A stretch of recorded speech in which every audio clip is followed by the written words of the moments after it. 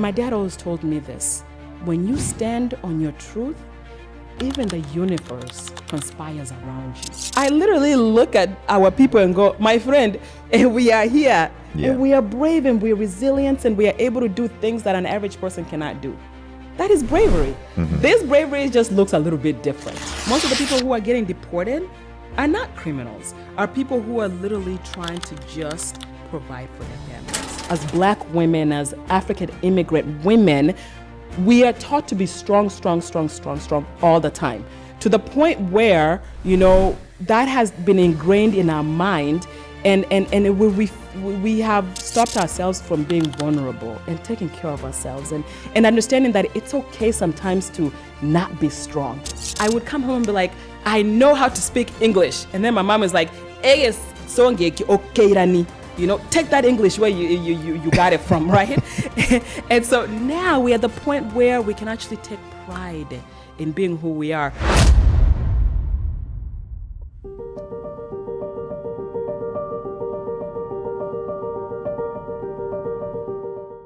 Welcome, folks, to the Couch Connect episode 102. And we are wrapping up the Unresolved tour. We did this in Nairobi 2 weeks ago. We did this in Toronto a week ago. And thanks for being members of the audience today to hang out with us as we hang out with Honorable Huldah Momanyi-Hiltsley. Huldah, if you were to meet President Trump today and you were to introduce yourself to him, who would you say you are? First of all, why would I be meeting with that man? But if I had to meet with him, I would tell him my name is Huldah Momanyi-Hiltsley, a proud first-generation African immigrant from Kenya.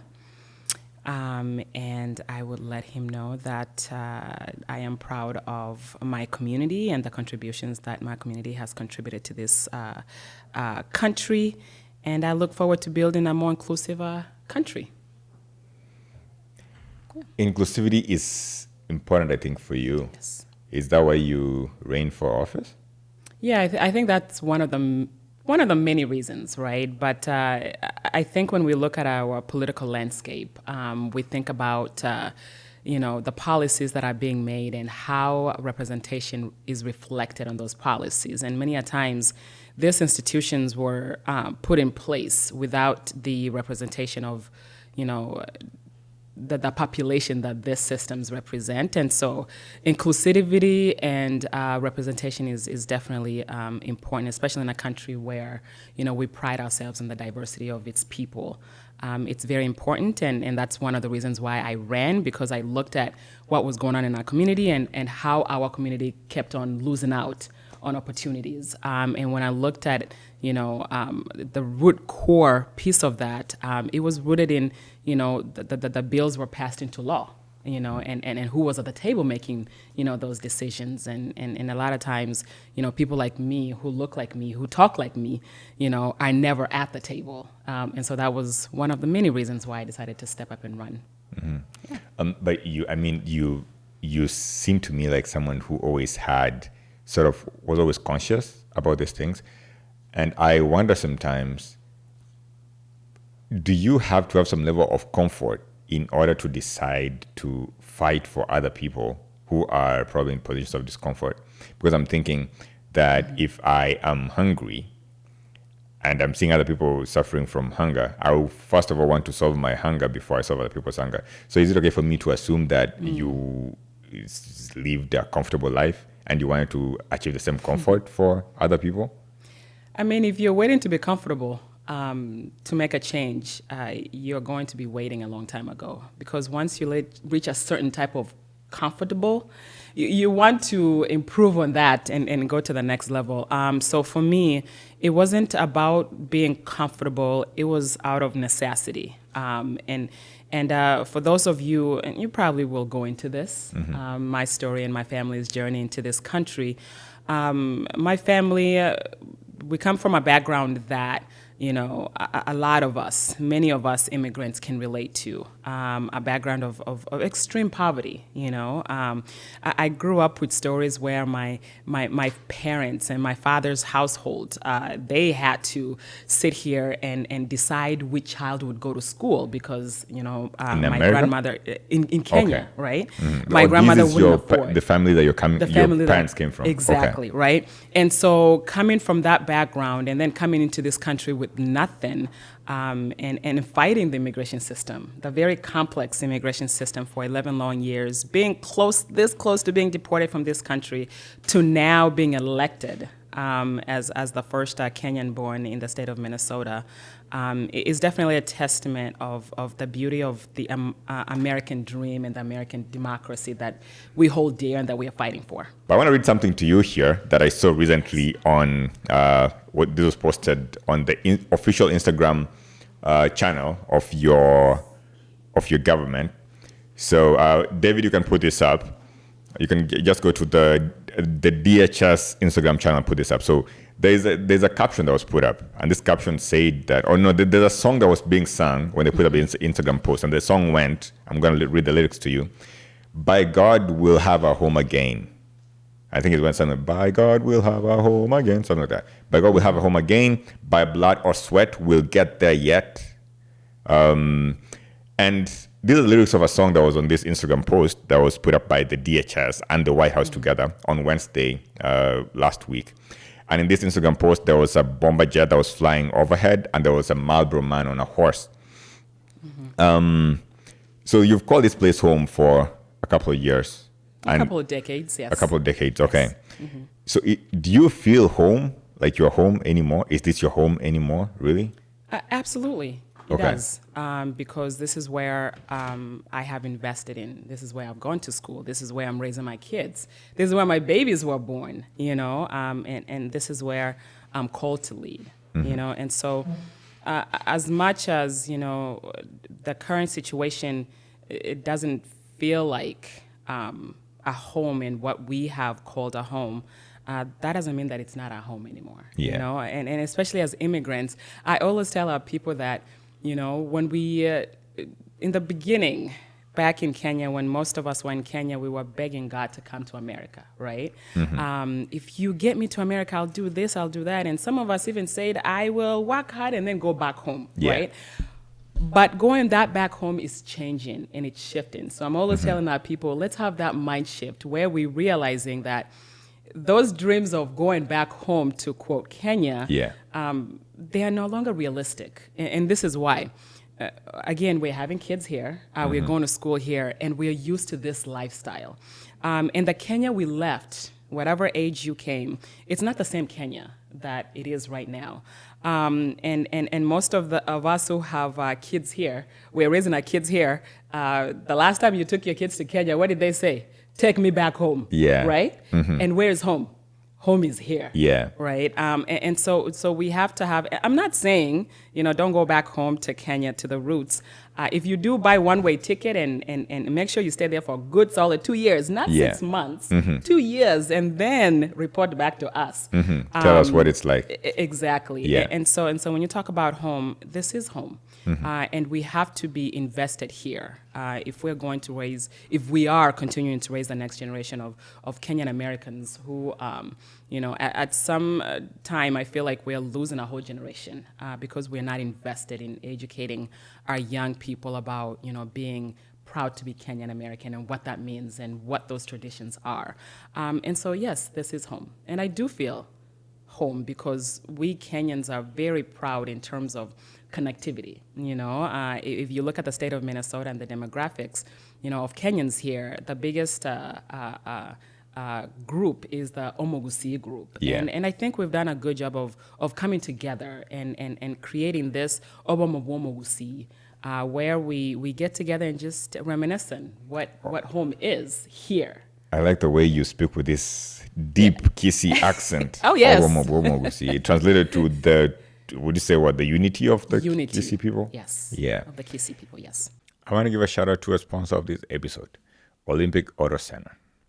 Olympic Auto Center has been servicing car enthusiasts and car owners for more than 3 decades. servicing the Twin Cities and the state of Minnesota since the 90s. They have the experience, the passion, and the will to make your ride smooth. If you are in need of towing services, auto repair, or buying a new or used car, reach out to Olympic Auto Center now. Now, if we go back to that Instagram post a little bit, so it's been said that the song that was playing is a KKK song and symbolizes some sort of neo-Nazi apologetic rhetoric within the American government. And CNN said that it is a call for white nationalists to defend their country, i.e. join ICE and kick out people who are not American. How true would you say these two statements are? I think for me, the first thing we need to understand and acknowledge is that this country is a country built on immigrants, but it belongs to the Native Americans. First of all, let's acknowledge that, right? Okay. And so when we sit here and we have a government who completely disregards the history of this country and how it was built on the backs of African Americans and the civil rights movement, and then you saw the contributions of the Asian immigrants who came here and the impact of Pearl Harbor and what that did and so forth to today. You know, for me, I see that as a coded message to a certain audience, right? And that certain audience is obviously, we know that it is the current administration's, base that they call them the mega base, right? Yeah. Not necessarily a reflection of the people of this country. And when the Constitution said "we the people," it didn't say "we the white people." It didn't say "we a specific people." It said "we the people." Right, and so that encompasses all of us, and so when you talk about those two statements, I think about, whether people call it a KKK or a neo-Nazi song. The documented reality is this: that those relics have circulated in modern white nationalist spaces, and they don't speak about the heart of who America is, and the diversity, the beauty diversity that really has intrigued and has, been a magnet for many people who've looked at Lady Liberty per se and admired our democracy. It doesn't reflect that at all. Yeah. I like the way you paint this, and I think it's important for you to paint that picture because you've given me a little bit of history of who you are, where you came from, and what that journey has been like till where you are right now in the Minnesota Assembly. What do you call it? House of Representatives. In the Minnesota House of Representatives. Can I add assembly there? So say Minnesota House of Representatives Assembly, or that would be wrong? We don't have assemblies. Oh, okay. We have what we call, I guess, chambers. Okay. Well, assembly equals, if we were to compare to legislator. The Minnesota legislator. Okay. Yeah. Okay, great. Yeah. I like the tour you gave me earlier this afternoon of the Capitol, of the Minnesota State Capitol, and that was beautiful. It's a beautiful structure, very, very magnificent, pure marble. We took up a couple of pictures. David, you can put up these pictures for the folks to see. Awesome, interesting, and going to the different rooms, sitting in the where you guys sit. What do you call that room? The chamber. In the chamber, and even lifting up the gavel that is lifted by the Speaker of that house, and that was beautiful. Of course, standing underneath the masterpiece, the painting that you have on the wall there of Abraham Lincoln, and that was very beautiful. But I think you have a story. Before you get to sit, I saw your seat is right at the front. I think yes. You love being close to the front, and would I be okay to say that you are loud? I wouldn't say I'm loud. Okay. I would say I'm confident, and I'm and one of the reasons why I sat up front is I wanted to make sure that the speaker knows I'm right there. Yeah. I'm paying attention. I'm here to work for not only my constituency but for the people of Minnesota. And my parents didn't raise a backseater. You know, I think the reason why my caucus really loves where I sit, I make sure I keep the other side calm a little bit. Okay. I was voted the freshman with the most relationships on the other side of the aisle. So I wouldn't say loud. I would say confident and having a purpose and a reason why I wanted to be that close to the front. And also being a first-time legislator, I wanted to make sure that, I was presenting myself in a manner that commands respect, that I also too belong in that space. When you look around that room and you only can count on one hand how many people that look like me, it was very important that that I am seen, and that what I say is important and it matters not only to me but to my constituency and to the people of Minnesota. So I want the context. I want to understand who you are. So I'm going to take you back to the Momanyi household. The Momanyi household, yes. So I want us to go to the Momanyi household. You've given me a bit of anecdotes here that you are almost deported at some point. But I want to go, even before that. So you are born to a beautiful family that you said was in abject poverty. So did you understand there was poverty at that time?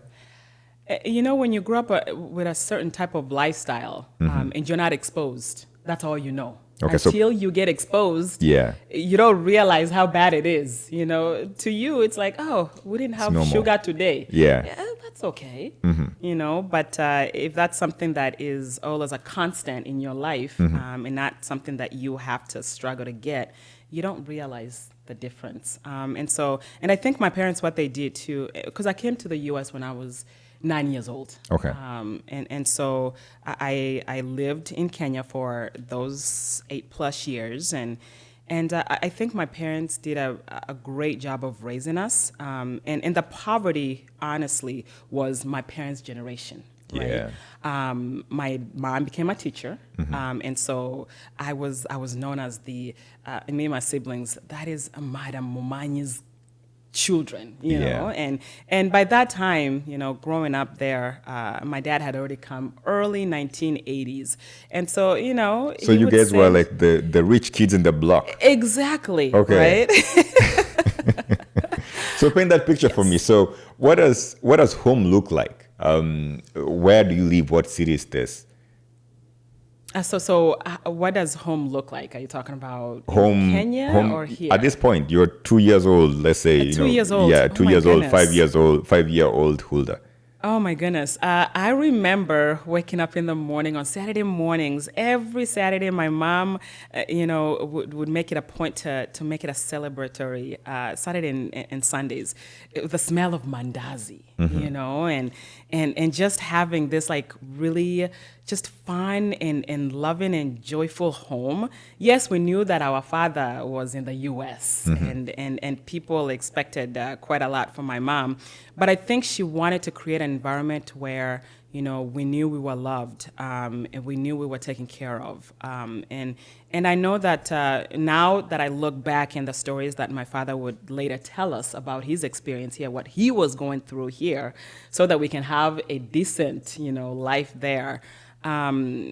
It goes to show you the sacrifice that both my mom and my dad made, not only to normalize, to create a normal environment for us. Yeah. But then that growing up in Kenya, those couple of few years, and not all of it was, roses and flowers. My mom finally ended up relocating here in 91. And living my two siblings and I with my uncle in Kakamega. And that was very strange because we went from having this fun, daddy is in America, he sent us this. I could remember my dad sending us popcorn. Your dad sent you popcorn? Popcorn. From America? From America, my friend. Hey, we admired that popcorn for a very long time. Wait. Is this popcorn that is already popped? Popped. You know how during the holidays, right? During the holidays. Yeah. And you have that tin can of popped popcorn. Yeah, it was sealed. It was.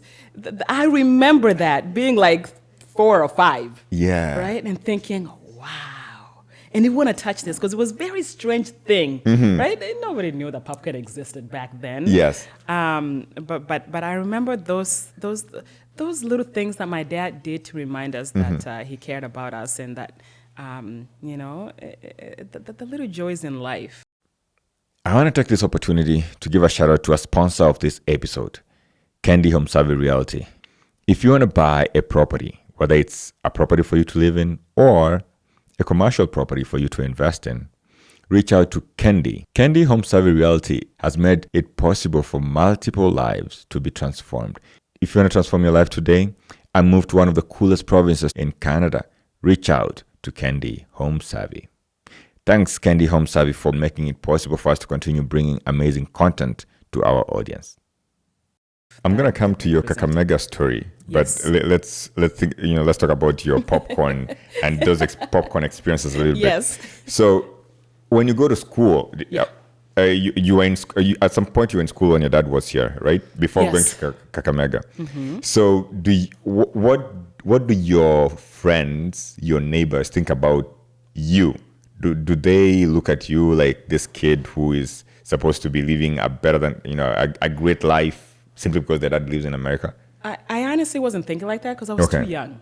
I was too young to even know comprehend what was happening. Yeah. Right? Even if somebody told me, "You're so lucky, your dad is in America," to me, I'm like, okay, is that supposed to be something, right? And so, but the older I got, and I don't think even 9 years old really I understood the magnitude of what that meant. But I think it hit me that I was different. We were different when we went to Kakamega, right? We were living with my uncle who had 7 kids, and now 3 additional kids were living with him. And we realized that what's going on? We don't have parents, But don't get me wrong now, like we were treated very well and we were taken care of. And we didn't live there long before we finally migrated here because my uncle is the one who brought us here. And then later the uncle in Kakamega? Yes, in Kakamega. My dad's brother. Yeah. He's the one who ended up basically bringing chaperoning us, you. the transportation and logistics piece of it. But I remember just wanting to be with my parents because I remember just growing up with this like joyous and happy home. Whether we had it or we didn't have it, it was just this happy home, as kids. And we realized that that was no longer the picture of the environment we were in. Although we were fed, although we were, taken care of, it was just different. Did you ever, I don't know, blame your mom for leaving you at any? I mean, because you're living with her. No, not really. Okay. Because they made it a point to talk to us as much as they could, and reassured us that they're working for us to come. Yeah. Right. And I also was in a boarding school. You were in a boarding St. school Anne's. at 8? And I think it was just one year. And you like a kid? Of course you were a kid, but I was put in St. Anne's. Is it a good experience in this boarding school? I don't know. Homesick. I don't think I was there long enough to really have an opinion. Yeah. But all I knew is that now I was alone, right? I didn't have my siblings with me. Yeah. I didn't have my parents. But I also knew that my parents loved me. Yeah. And so I don't remember having any negative feelings to the point where it has impacted me today. Yeah. If I could remember the popcorn, if I could remember the mandazi, right? If I had such bad memories about those spaces that I were in, I would have remembered them. Yeah. Right? So in my mind, if I don't remember, and maybe this is my body and my mind subconscious just blocking them out. Yeah. And maybe I do need to go to therapy and kind of, peel back the onion. Yeah. But all I remember, and I wasn't in that boarding school long before we finally migrated here and joined my mom and my dad. So your uncle one evening, I guess, tells you that you're not going back to school anymore. You are finally going to meet your parents. How is that? What does that do to your mind? And again, going back to my parents, they were very vocal in their communication. Okay. They would always tell us, we're working, we're getting close. And so we knew it was happening, we just didn't know when. Are you talking on the phone or letters, snail mail? It was once, I would remember once a month. If we were lucky, twice a month. And so every single month, we were all waiting for that phone call. And we would go into a post office. Okay. It was a post office. It was one of those dials, right? Yeah. And that's where we would take those calls. So you go line up and wait for them to call you, or would you be the ones to make the phone call? They would call. Okay. So are you lining behind other people? Because I've had stories of where people had to go and wait in a kiosk. I know my aunties and uncles had to go and wait in some booth, and they're waiting there for the phone call to come in. And if the call is supposed to come at 10 o'clock, for instance, you're telling everybody, hey, msiguze, nangojea simu inapigwa 10. Inakuja kutoka America. So was that a similar experience you had? I vaguely remember waiting, but we were so excited that, us kids, we were just running around. Maybe it was my uncle who was waiting, right? We kids, we were just playing around and excited to, talk to our parents. Yeah. So the waiting didn't really bother us, or it wasn't noticed that much. Because of our age, maybe perhaps. But I remember when my uncle and my aunt finally told us that, hey, your mom and your dad are ready for you now. We're going to be leaving, this date and so forth. Me and my siblings, me and my two brothers couldn't believe it. We knew that it was coming. But that moment, it was this moment of excitement, but at the same time, in my head, I was thinking, well, what does that look like? How do we get there? Yeah. So all these questions started, creeping up in my mind. So it was a moment of truly just realizing that, my parents weren't lying, because I sat there and we were holding on to their word, and so it was a moment of joy and excitement. Yeah. Yeah. So you finally get on that plane and you land in America. My friend, that plane, I was so confused. I was so confused that because we were given hamburgers. In the plane? And a pizza. On the plane? So I was confused why they would take bread and put meat in between. Yeah. Who does that? And what is this meat that is flat? We were used to our chicken and our mbuzi. And all of a sudden now there's this thing that, and so that's where a lot of those cultural shock. So your cultural shock starts right from the airport. Right from the airport. You took your flight from JKIA, I would imagine? Yes. Through JKIA, KLM. Okay, so Amsterdam. Yeah. Yes. I remember KLM very well, to obviously Minneapolis. Yeah. And yeah. And you arrived in Minneapolis. So you had some expectations when you were in Africa, in Kenya, in Kakamega.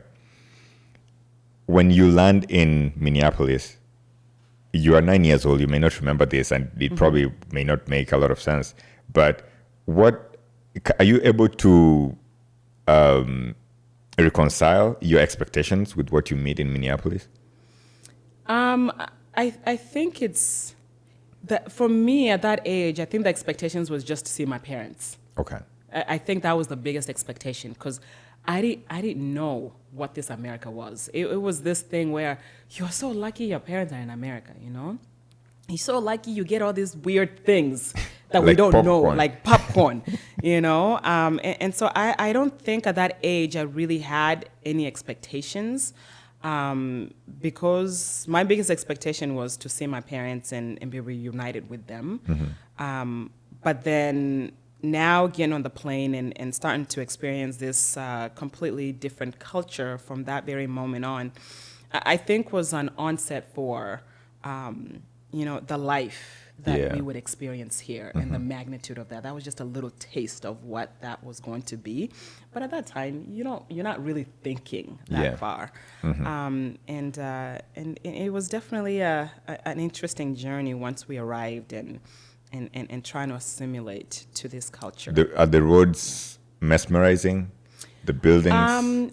Yes. What month did you arrive? Hey, my friend, we arrived in this weather. Okay, in the winter. In the winter. Heart of winter. I would imagine 90s Minnesota is too cold than the cold that we're experiencing right now. Yeah, so we arrived here in '95, and I think the big snowstorm we had for the folks who know the Minnesota winters, I think we had a snow blizzard that broke records in '93, and I think it still lingered to '95. I feel like. So obviously, my uncle tried to explain to us about the weather and all of that stuff. Your uncle had he ever been to Minnesota at this point? No. Okay, so he's also explaining that's him talking stuff to from his brother, and his brother trying to relay that information to kind of prepare us. Yeah. And so arriving here and in the beginning, it was like that very first initial moment, getting out of the airport and feeling that chill, that Minnesota, chill. It was a little bit.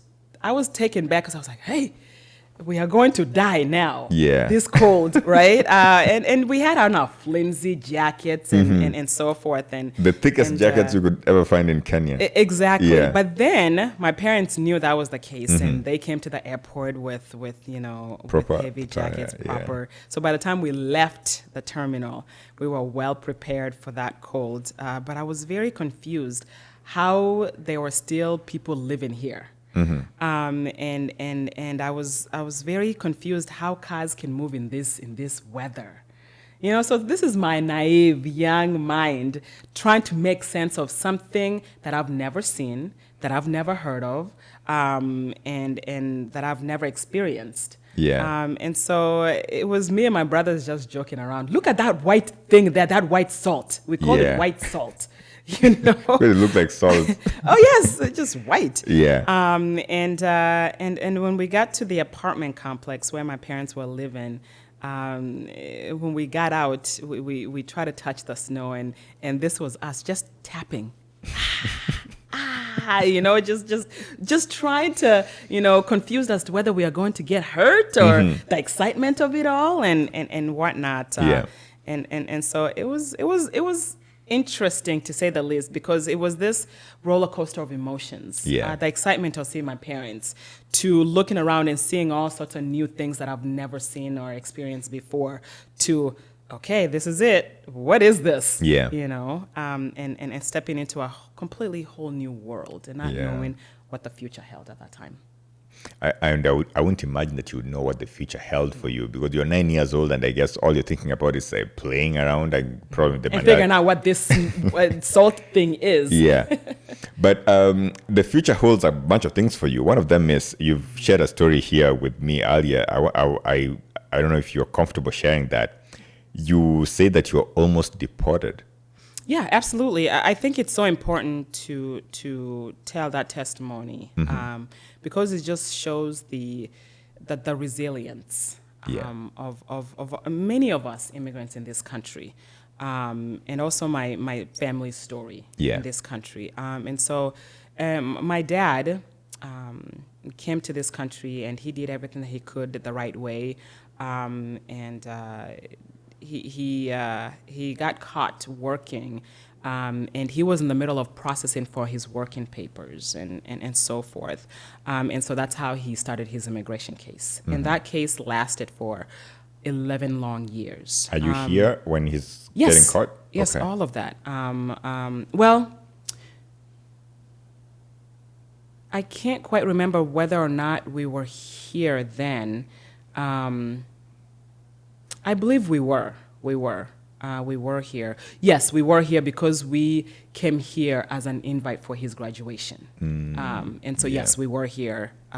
So right after that, he was applying for OPT. Here in the U.S., we have OPT. And so once he got into that... That's the work permit that someone gets once they graduate from school. Exactly. Yes. Exactly. And so that started the whole journey of 11 long years. And folks would tell him, hey, just take the simple ride out, go marry for papers, go do all this, go explore all of these other options. which I will never judge anybody for, because you never know somebody's story and what burden is on them. Yeah. Because most immigrants, when they come to this country, it's not just about them; it's about those around them, and then those they've left in their mother country. Yeah. And so for him. And us being, for our background of believers, having faith in God, it was a testament of his trust in God, right?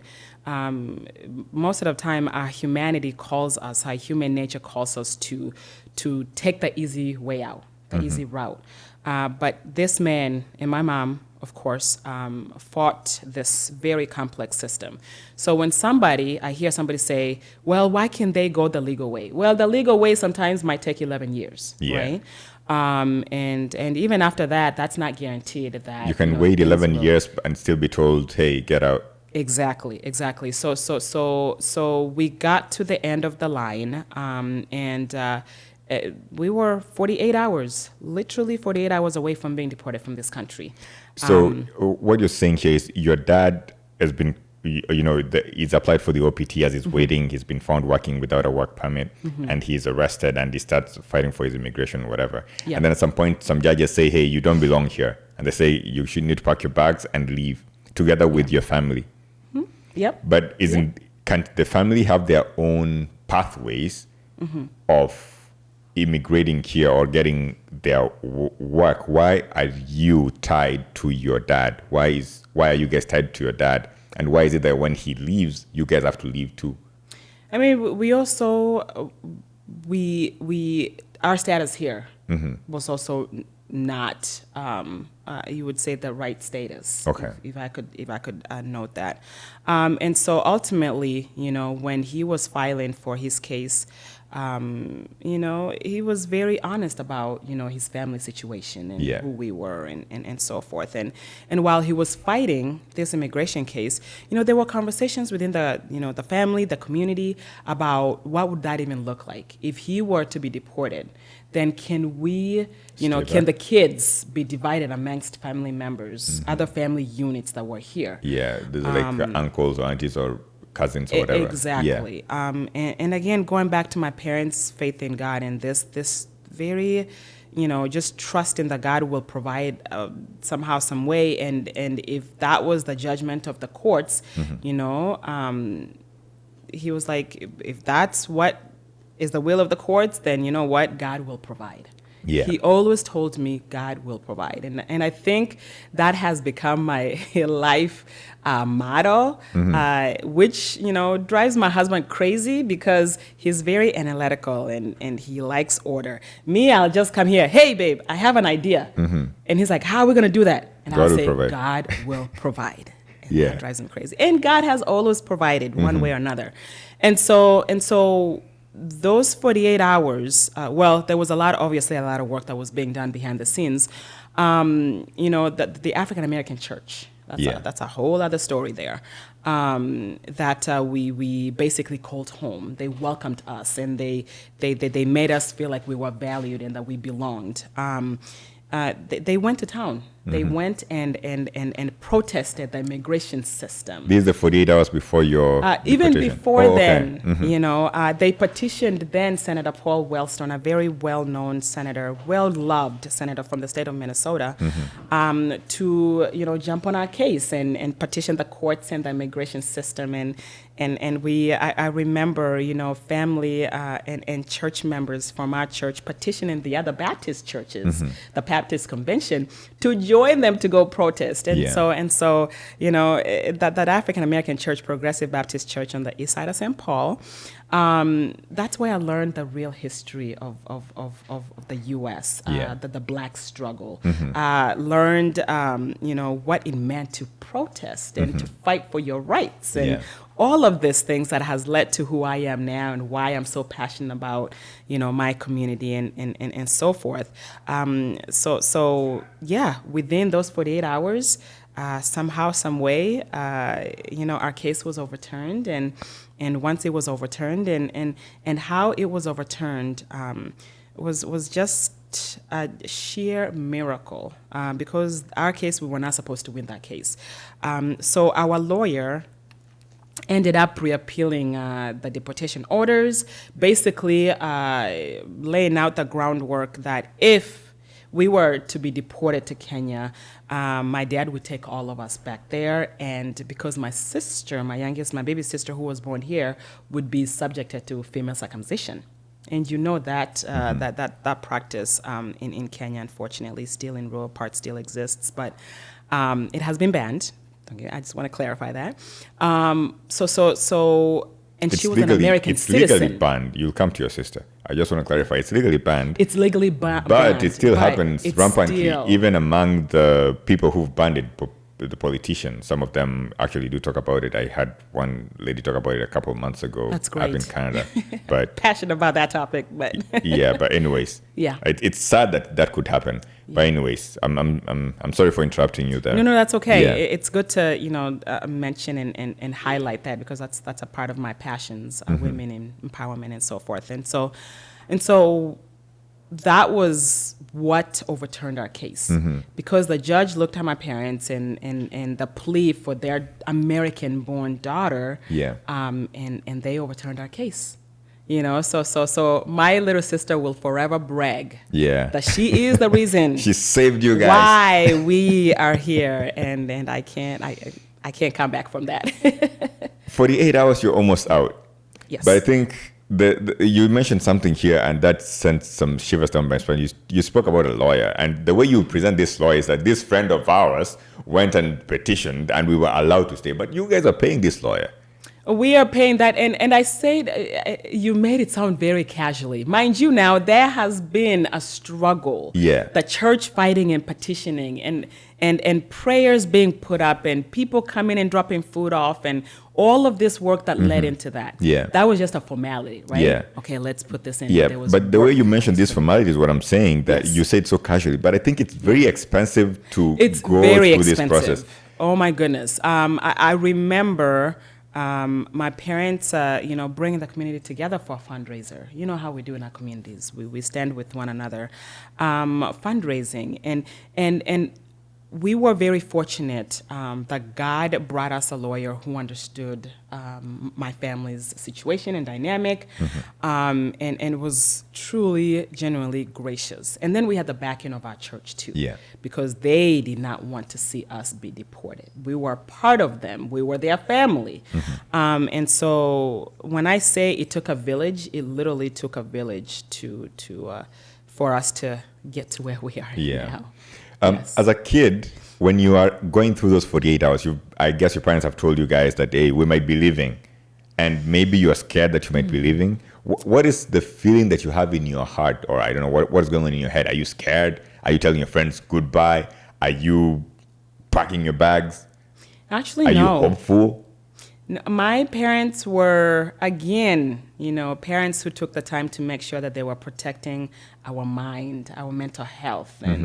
And that's another topic that in our community we need to seriously discuss.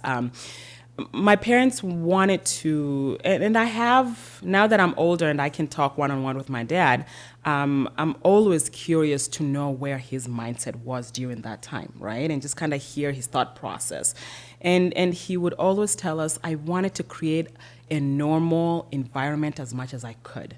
And so most of these things that he was doing, were during the day and when we were in school, because he made sure we went to school.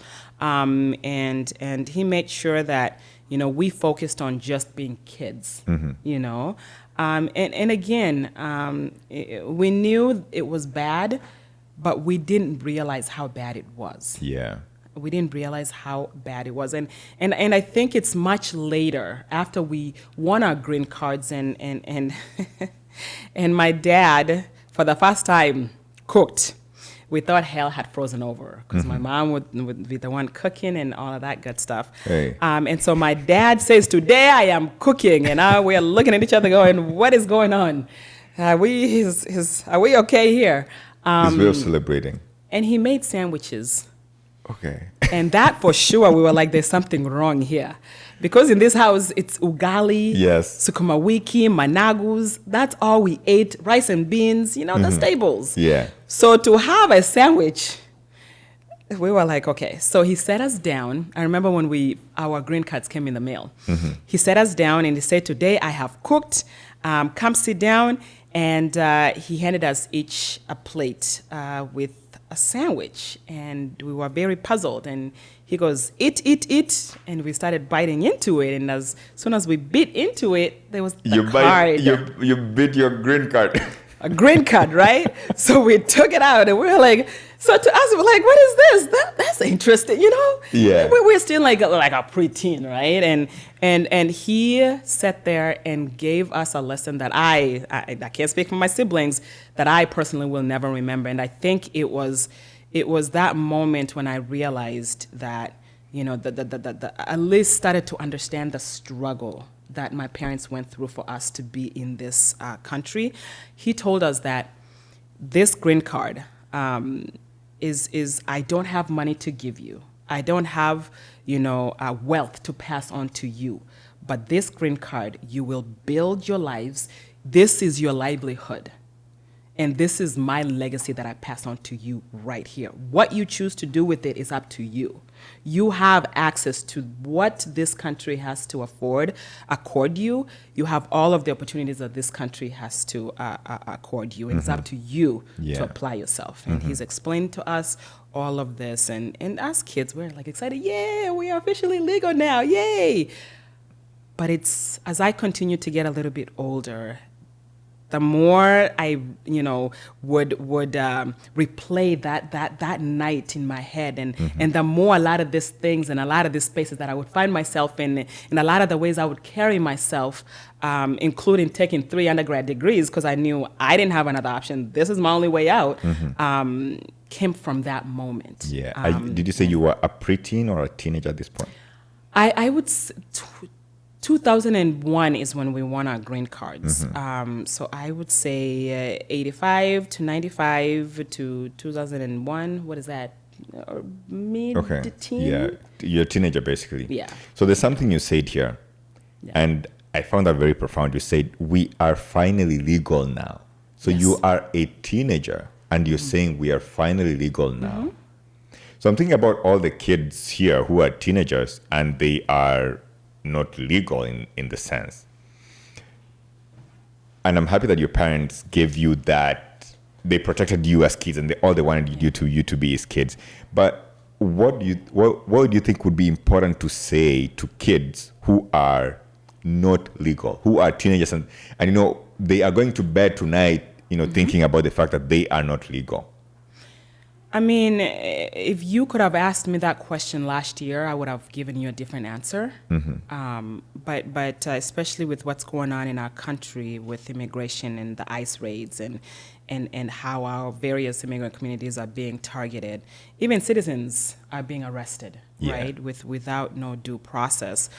If I could speak to those kids, and I actually have this conversation every single day, if I could, give account.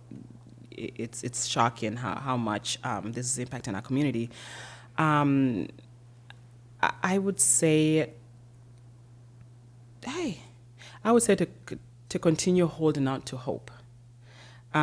Because especially I look at our case and I look at the possibility of us being in this country, and I truly believe even when it's dark, there's still light at the end of the tunnel.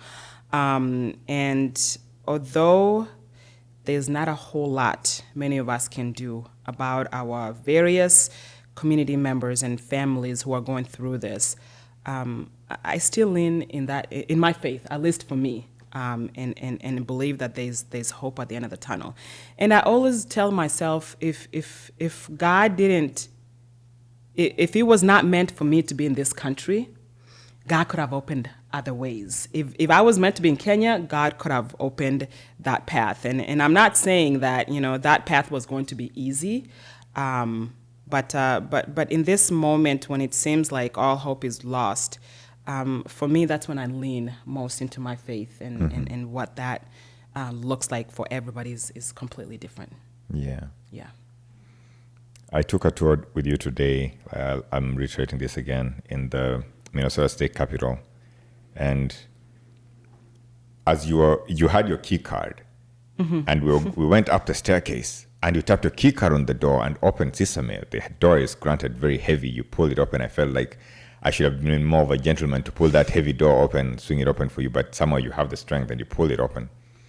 And I was very impressed with the fact that I am going into this building. It's empty. It's on a weekend. It's empty. And this, remarkable woman, very simple lady, has access to almost all the offices. I guess there are probably some that you don't have access to, but I guess you had access to some offices where, and I walked in after you. Yeah. There's something that people call the American dream. Mm-hmm. I don't know what an American dream looks like right now, but I think right there, I had a moment, an American dream moment for me. I guess is walking into the state capitol, being chaperoned by a state representative. But anyways, we've talked about this, teenagers who are not legal, but somehow they're all working towards becoming somebody in the future. Yes. And an American dream is still very, very reachable, and maybe sometimes out of reach. But if we were to summarize an American dream in 3 numbers, what would you say those 3 numbers would be? So before I answer that, you asked me about, what would I tell that young kid, right? Mm-hmm. I said what I said, but I also want to add, if I could tell our community, know your rights, right? I just wanted to add that piece of it. Know your rights in this country. It doesn't matter whether you are documented, undocumented, you have rights as a human being in this country. And the first thing in protecting our community is understanding and knowing those rights and what you can and cannot do. So I just want to say that. And a plug-in for folks to tune in tomorrow, where we'll provide information on how to interact with ICE tomorrow night. So tomorrow night. So this is airing on Thursday. This never mind. On Thursday. So, yes, you can take that part out then. Okay, cool. No worries. So it's not going to be, your session is not going to be recorded? We're going to try to record it for the folks who are not going to be able to make it. So we're going to. But what did you say it is? It's basically community conversation around immigration safety. Okay. Yeah. All right. Cool. Yep. Yeah. So you were telling me about the American dream. Yes. So you asked me about the 3 numbers. Yeah. And when I think about those numbers, from an economic perspective, I think about household income versus basic cost of living, right? We're talking about the ability to pay rent, food, childcare, transportation. That's number 1. Number 2, I think about home ownership. And stable housing. When somebody has a stable housing, they're able to think outside of the current situation that they're in, to think beyond that, and really work on bettering their lives. And then I think about intergenerational mobility. Yeah. Are my kids going to do better than I did? Right. Okay. We have to think about it's tied into generational wealth, right? My parents, when they came to this country, and when I look at the base that they built for us, and now me being here, they wouldn't have, not even my ancestors ever dreamt that I would be sitting here talking to you as an elected official in the state of Minnesota, in a country that, that the world used to look at as, a beacon of democracy. And that American dream is still there. I truly still believe in the American dream, however that looks like for each individual person. But for me, I think about that, intergenerational wealth and making sure that if my parents build this base for me, what kind of base am I building for my kids, right? And what are they going to build for their kids, and so forth and so forth. I think there's a saying, and you can help me out here. You probably know this saying where, there's a generation that works really hard, and then to provide for the next generation. That generation does not understand what it took, and then is this cycle exactly? You know exactly what I'm talking about, right? And I always wonder, what generation am I? may I not be that generation who's taking advantage and not building a base for the next generation. And also teaching my kids, my two young babies, the value of hard work, the value of not taking anything for granted. Because I think we live in a society where convenience is king. You know, where nobody wants to sacrifice and sacrifice meaning for the future. We are living for the moment, and so what that looks like when it comes to the next generation, because I don't want the next generation to feel entitled. And I'm always checking that. And so those are the three numbers that I would look at when it comes to the American dream and making sure that I pass that on to my kids. We'll come back to this American dream. In the audience right now, we have a bunch of members who are young, a younger generation, I guess, who would maybe not your children young, but, young enough to be... Young adults. Yeah. So there's some things you've said you're teaching your children here. Yeah. What do you think those things should be that young people should know or should start grasping now, so that I'm pretty sure that the parents of most of the folks who are here right now are working pretty hard to ensure that they have a great future. So what should they be doing right now to ensure that they don't become the generation that wastes away what is being created for them, or they don't squander the opportunities that have been made available to them? That's a good and interesting question. When somebody asks me, like, what would you tell? It depends on the age, right? Okay. If we're talking about the preteen, they're still trying to find their identity, and I think it's so important for families, especially those families here, parents who are raising kids in this country, to be able to create an environment where kids are able to come to them. Like, I grew up in a household where you never question your parents. That's another topic for another day, right? Like the traumas of our childhood. Yes, my parents fought for me, but at the same time, my friend, these are vibocos that I ate growing up. I'm grateful for them, but at the same time, there's that trauma that most of us carry. Do you dish out those vibocos? My friend. Story for another day, too. Story for another day. Okay. I try to implement discipline, because I think discipline is very important. And because if you don't discipline your child, this world will discipline your child. Yeah. And so do I sometimes pa my child? When it's called for. And it depends on how you're disciplining your child and how you're explaining why you're doing it.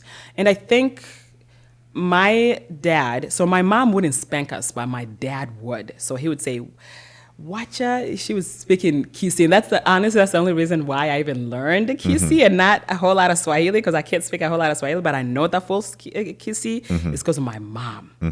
My mom would tell me, and I was like, what? Which is translated it translates to, you wait until your father gets home. Yeah. In an African accent. Yeah. and so I grew up in this very disciplined household, right? Coupled with, our Christian faith. Yeah. And so growing up, my brothers, they went their separate ways. Me and my sister, we went our separate ways. And so that goes to show you, just because even parents, just because you've raised your kids a certain way doesn't mean that's how they'll turn out to be, right?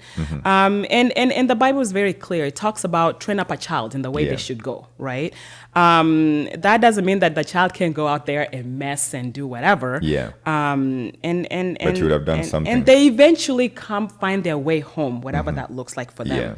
But it's for me, I think it's very important for parents, especially immigrant parents, to be intentional about, and I'm not blaming our parents, right? Because now that I'm a parent myself, I can't imagine what they went through in order to provide for us, to navigate this very interesting, complex cultural society that they find themselves in, and still raise us the way they did, right? And so for me, when going back to your question about, young people, especially those that, have come here, have planted their feet here, whether, they are teenagers or young adults, especially the young adults in this room, know your purpose. Think about, what are you passionate about? Work towards that. And we live in a society, again, where convenience is king. And so I think as a community, starting from our home units, we need to create an environment where we're allowing our children to express themselves.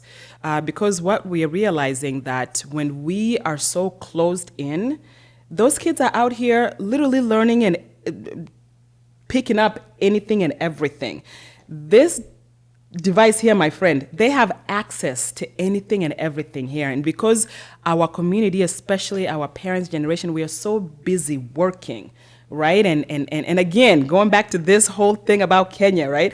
Building a mega mansion in the village while your child is here, right? You don't have time because you're doing doubles and triples because you want to, quote, build a mansion back home where this child will never go. Or when you take them there was, oh, this is nice, now take me back. We're not doing justice for our kids, right? And so I'm not only talking to the young people to make sure that take care of business, right? All of these things these young kids are chasing, and us really acknowledging the peer pressure that these kids are going through. All of that stuff, especially when I talk to young people, all of that stuff will come. It really will. If you take care of your business and you figure out what is your purpose or what it is that you want to do, and seek that, be intentional about it. I get a lot of people reaching out to me, especially young people, saying, I want you to be my mentor. And I'm like, first question, tell me what you're about. What do you want me to mentor you on? And they have no idea. They have no idea what they want. Well, figure it out for me. My friend, I'm not here to figure it out for you. Okay. Now, if you're willing to put in the work to really engage and figure that out, I'll be more than happy to walk that journey with you. And so to our young people, especially, those of us who either came here with our parents or have been born here, we have an obligation, to do right by the struggles that our parents went through. Not saying that we are obligated to them, but to ourselves in the next generation. Because like I said earlier, we are seeing a whole generation of our young people. We are losing a whole generation of young people to what? Alcohol, to addiction, to all of these things because of what? We have not created an environment where these kids can come and feel like they're welcome. They're going out there, finding out who they are out there, finding out who their identity is out there. Not only within our family units, but also within our communities. We don't have, for example, as Kenyans, we don't have a community center where, we can come together as Kenyans and say, hey, we are Kenyans, we're celebrating. Like some of us have tried to create that environment, but we don't have a structure or a base that we can literally sit here and say, as Kenyan Americans, as Kenyans in Minnesota, this is who we are, right? And like, again, don't get me wrong, we have tried. There's some organizations and individuals who are doing amazing work. A good example is the Somali community. My brother, look at the Somali community. And don't get me wrong, we are different in the sense that, because a lot of people try to compare us to the Somali community, and I just try to do that, so I'm going to check myself. The difference between us and the Somali community is this. They came here one-way ticket because of the unrest in Somalia, right? We came here with 1 foot here and 1 foot where? In Kenya, right? And so to them, they came here knowing this is our home, we're not going anywhere. And guess what they've done? They've literally penetrated every part of this society. And they've made sure that this is their home and they're not going anywhere. And so for the Kenyan community, I think we've come a long way. I have to applaud that, especially in the state of Minnesota. If you look at the whole entire U.S. and the concentration of Kenyans, Minnesota is second to obviously Texas. But when you talk about the unity of Kenyans, I would say Minnesota, we're doing pretty well. We're doing pretty well, but we can do better in creating that environment, especially for the younger generation, who now Africa is the new lit thing, right? I don't even know if that's, you people can correct me or not, right? Going back to Africa now is being embraced in the West, especially when it comes to, the music and the culture and this soft power, right? Africa is it. And so how do we take advantage of that and say, all right, now that, because a lot of times when I grew up, we were trying to distance ourselves from our culture, right? You don't even, Yani, I would come home and be like, I know how to speak English. And then my mom is like, take that English where you got it from, right? And so now we're at the point where we can actually take pride in being who we are. But are we as parents, as community leaders, providing that opportunity for our kids to integrate into who they are and take pride in being Kenyan? I've seen you doing something with your kids, teaching them the language on TikTok at least. And Dave, if you can find a picture of, Huldah doing that with the kids, you can put it up. Maybe not anyways because of the kids, but I do like what you're doing over there. And I wanted to touch on what you said about, you talked about mausoleums here. You said that, I call them mausoleums. So the homes that people go and build back home, massive homes, I call them mausoleums because most of the time those homes end up being used only when you are dead. So you'll be carried into that home and you'll be kept there so that you can sleep there one night and the next day you'll be buried. You'll be on the ground. In the ground. Because even when you go to visit, at least if you're not intending to move back completely, when you go to visit, you don't sleep in that home. You probably sleep there one night, or you never sleep there at all because you're afraid that you're going to be attacked by thugs. And so you end up sleeping in the city or, everywhere else but that home. And but I guess also in difference in generation, people doing that. Yeah. Coming back to the American dream, of course, and relating it to this. And I think that you would correct me if I'm wrong, but there's a difference in American dream probably from my generation and your generation, because I think we're in the same generation. As opposed to Gen Z and Gen Alpha, and the boomers who are probably our parents. I don't know if our parents are boomers. My parents, I'm not sure if my mom is a boomer, but anyways, and our parents, because I think that our parents' American dream is totally different. And absolutely. But when I look at the American dream for some of my younger cousins, I think I would imagine that for them, owning a wonderful Xbox and being able to take a vacation to, I don't know, Hawaii or Asia or whatever is an American dream for them. So they're able to line up and buy their $700 shoes. They're able to wait for when the next iPhone or the next gadget is coming out and buying it. And sometimes I also think that it's possible that the generation that wants to work hard and go to school and earn a lot of accolades, like probably you and me, is has a difference in the way they paint their their American dream. But I ask myself, is what you and I call the American dream, which is, I guess, being able to own a home, live in it, have a wonderful job and be able to afford everything that we're trying to do, is that still achievable right now? It's hard, especially when you look at the economic index and those factors that play into that and what's going on and the systems that continue to be in place. So, for example, somebody who's graduating from college in the U.S., especially when it comes to immigrant communities who don't have that luxury of money, wealth being passed down to them. And again, I think that was the motivation for me, because my parents took that initial, just were intentional about teaching us that we don't have anything to give you, right? And so that motivated me to go to school and earn my education and start, working and building my career that way. So the American dream it changes with the different generations because, life also changes. For example, when you look at technology and how that plays into this, where somebody can literally wake up one day and the next day they're making millions on social media, right? For example, a good example is this young guy, ICE Show Speed, or that young man who's doing the African tour, right? Yeah. Most of us didn't know who he was. Let's be honest, until he started this African tour, right? Oh, okay. I didn't know. Speak for yourself. Let me speak for myself. Hey, let me speak. And when I did research on him, and I found out that he literally started his online just commenting on just these games, these video games and matches, right? On a football matches, and just. Overnight, within 17 years to now, he's 23 or something like that. Something like that. And he is worth $120 million, And now you're trying to tell your kid who is seeing all this, you need to go to school. Work hard. Read. Wapi. So It's hard. I think. Would you say it's hard to convince the younger generation that your way or our way of making it would work for them? I don't. Yes or no. Okay. It's hard in the sense that we don't know the battles that they're fighting out here.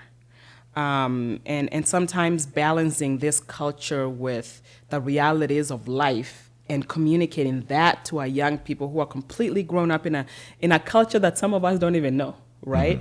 My daughter is 7 years old, and she came home one day and started doing this 6-7 thing, right? And most of you guys know what that's 6-7. Exactly. What is that? I had to go and Google and discover that's the new trend. Okay. Right? So it's... is it something you can tell us what it is? 6-7? To this day, I can't even explain to you what 6-7 is. Okay. But to my daughter, 6-7. That is the saying now. Maybe these young people here can tell us. Do you guys in the audience know what 6-7 is? I have no idea. Okay. And see, these young people, you know, they know. What is it?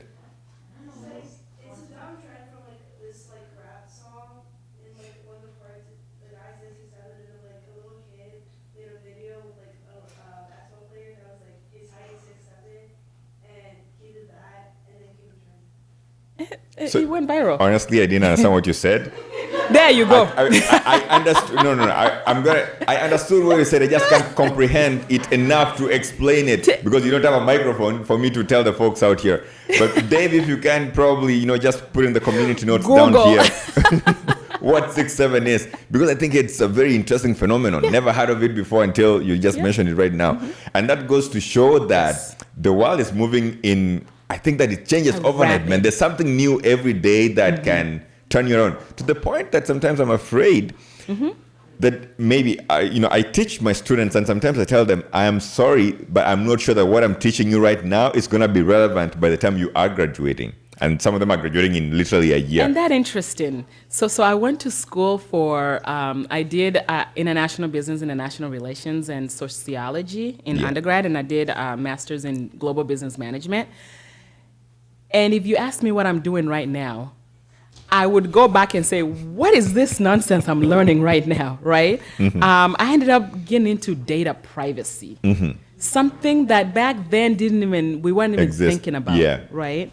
And so you're right, with technology, things are moving very fast. And how do you as a parent try to keep your child, first of all, provide a structure that provides discipline, but at the same time also allowing them to explore in a safe environment when they have access to everything, right? So I think for me, where I find balance or solace is that I'm gonna do my best to model what success looks like. Yeah. And then I'm gonna sit here and support. Especially at the age they are. Somebody told me that you have between a certain amount of age before your child is out there and they think you no longer know anything. So for me and my husband, we've been very intentional about creating habits. Even these young kids, habits matter. Yeah. For example, my daughter knows that we can do her laundry, but she's the one who puts it away, folds it, does her bed every day, make sure that she goes to bed without nothing on the floor, and she has her chores consistently. And we try to make it fun. We have this little app that we use, and she goes in there, she clicks, she's done, and it's interactive, right? Because I think that creating those good habits provides an opportunity for them to grow up and create healthy habits and boundaries for them as well. So it's hard. It's definitely hard. Yeah. I like the way you went into detail there a little bit and explained that. You mentioned the Somali community here a few moments ago. In the past couple of months, there were news reports that emerged, and in these news reports, there was shown some level of high-level fraud among some members of the Somali community, and I think that it is possible that this few cases of fraud put a bullseye behind the entire Somali communities, especially in the Twin Cities, which is where we are today. And I've seen, things going haywire and even attacks on Senator Ilhan Omar. And I wonder sometimes, why is it that Somalis are mentioned heavily in these fraud cases? is it only members of the Somali community who are involved in these cases, or is it okay for me to assume that there's even other members of other communities involved in these fraud cases, and by, for whatever reason, it's only some Somalis who are targeted, in many of these cases, and, eventually whatever is happening to them? I think we have to be very clear about the reality of the situation. I think it's unfortunate for somebody and unacceptable for anyone to take a very few individuals' actions and basically blame the whole entire community. So we can sit here and basically do the same thing. Who are the people who shoots up schools in this country? What is that race? I don't think they are Somalis. They're not Somalis, right? But you don't sit here and hear a whole entire community being subjected to. Those are the people who do that, right? And keep in mind too that, just because again, it's a small number of people, and you don't hear the other fraud that is being committed by other individuals from other races. For example, it was just a couple of months ago, there was a white man who was convicted of $340 million fraud case. He is serving jail time now. Are you hearing anybody talking about that? And again, it goes back to this kind of administration basically using a particular immigrant community to justify their racial profiling, to justify their weaponization of hate and injustice because of a particular community, which is, quote, easy for them to do, right? And so for me, when I hear, we sit here and people try to paint a whole community as frauds, right? I often wonder, why is that? I want to understand the logic behind that thought process. And it's very important to know and really acknowledge the contributions of the Somali community into this country. Into the state, and the amount of money that they have contributed to the taxes. And we sit here, we talk about, Somalis, they need to go back to Somalia. My friend, most of the Somali community are Somali Americans. They're Americans through and through, born here. And so when you hear all of this threats about, the current administration shutting down TSPs or TPSs, that program, temporary protected persons. Yes, right. Do you know the number of Somalis that are affected? It's a very small number, very small number. But yet the media takes that and blows it out of proportion. So we have to be very careful the narrative that is being painted here, and we as the people who know the truth, right, have to stand up and fight that narrative. And as you could tell, Minnesota is definitely zero ground for all of that. And it's unfortunate that the Somali community has been literally the core of that hatred and that malice. When we talk about, we've talked about the amount of tax dollars that the members of the Somali community contribute here. And I think what the administration is painting is that there's many undocumented immigrants in Minnesota, I guess.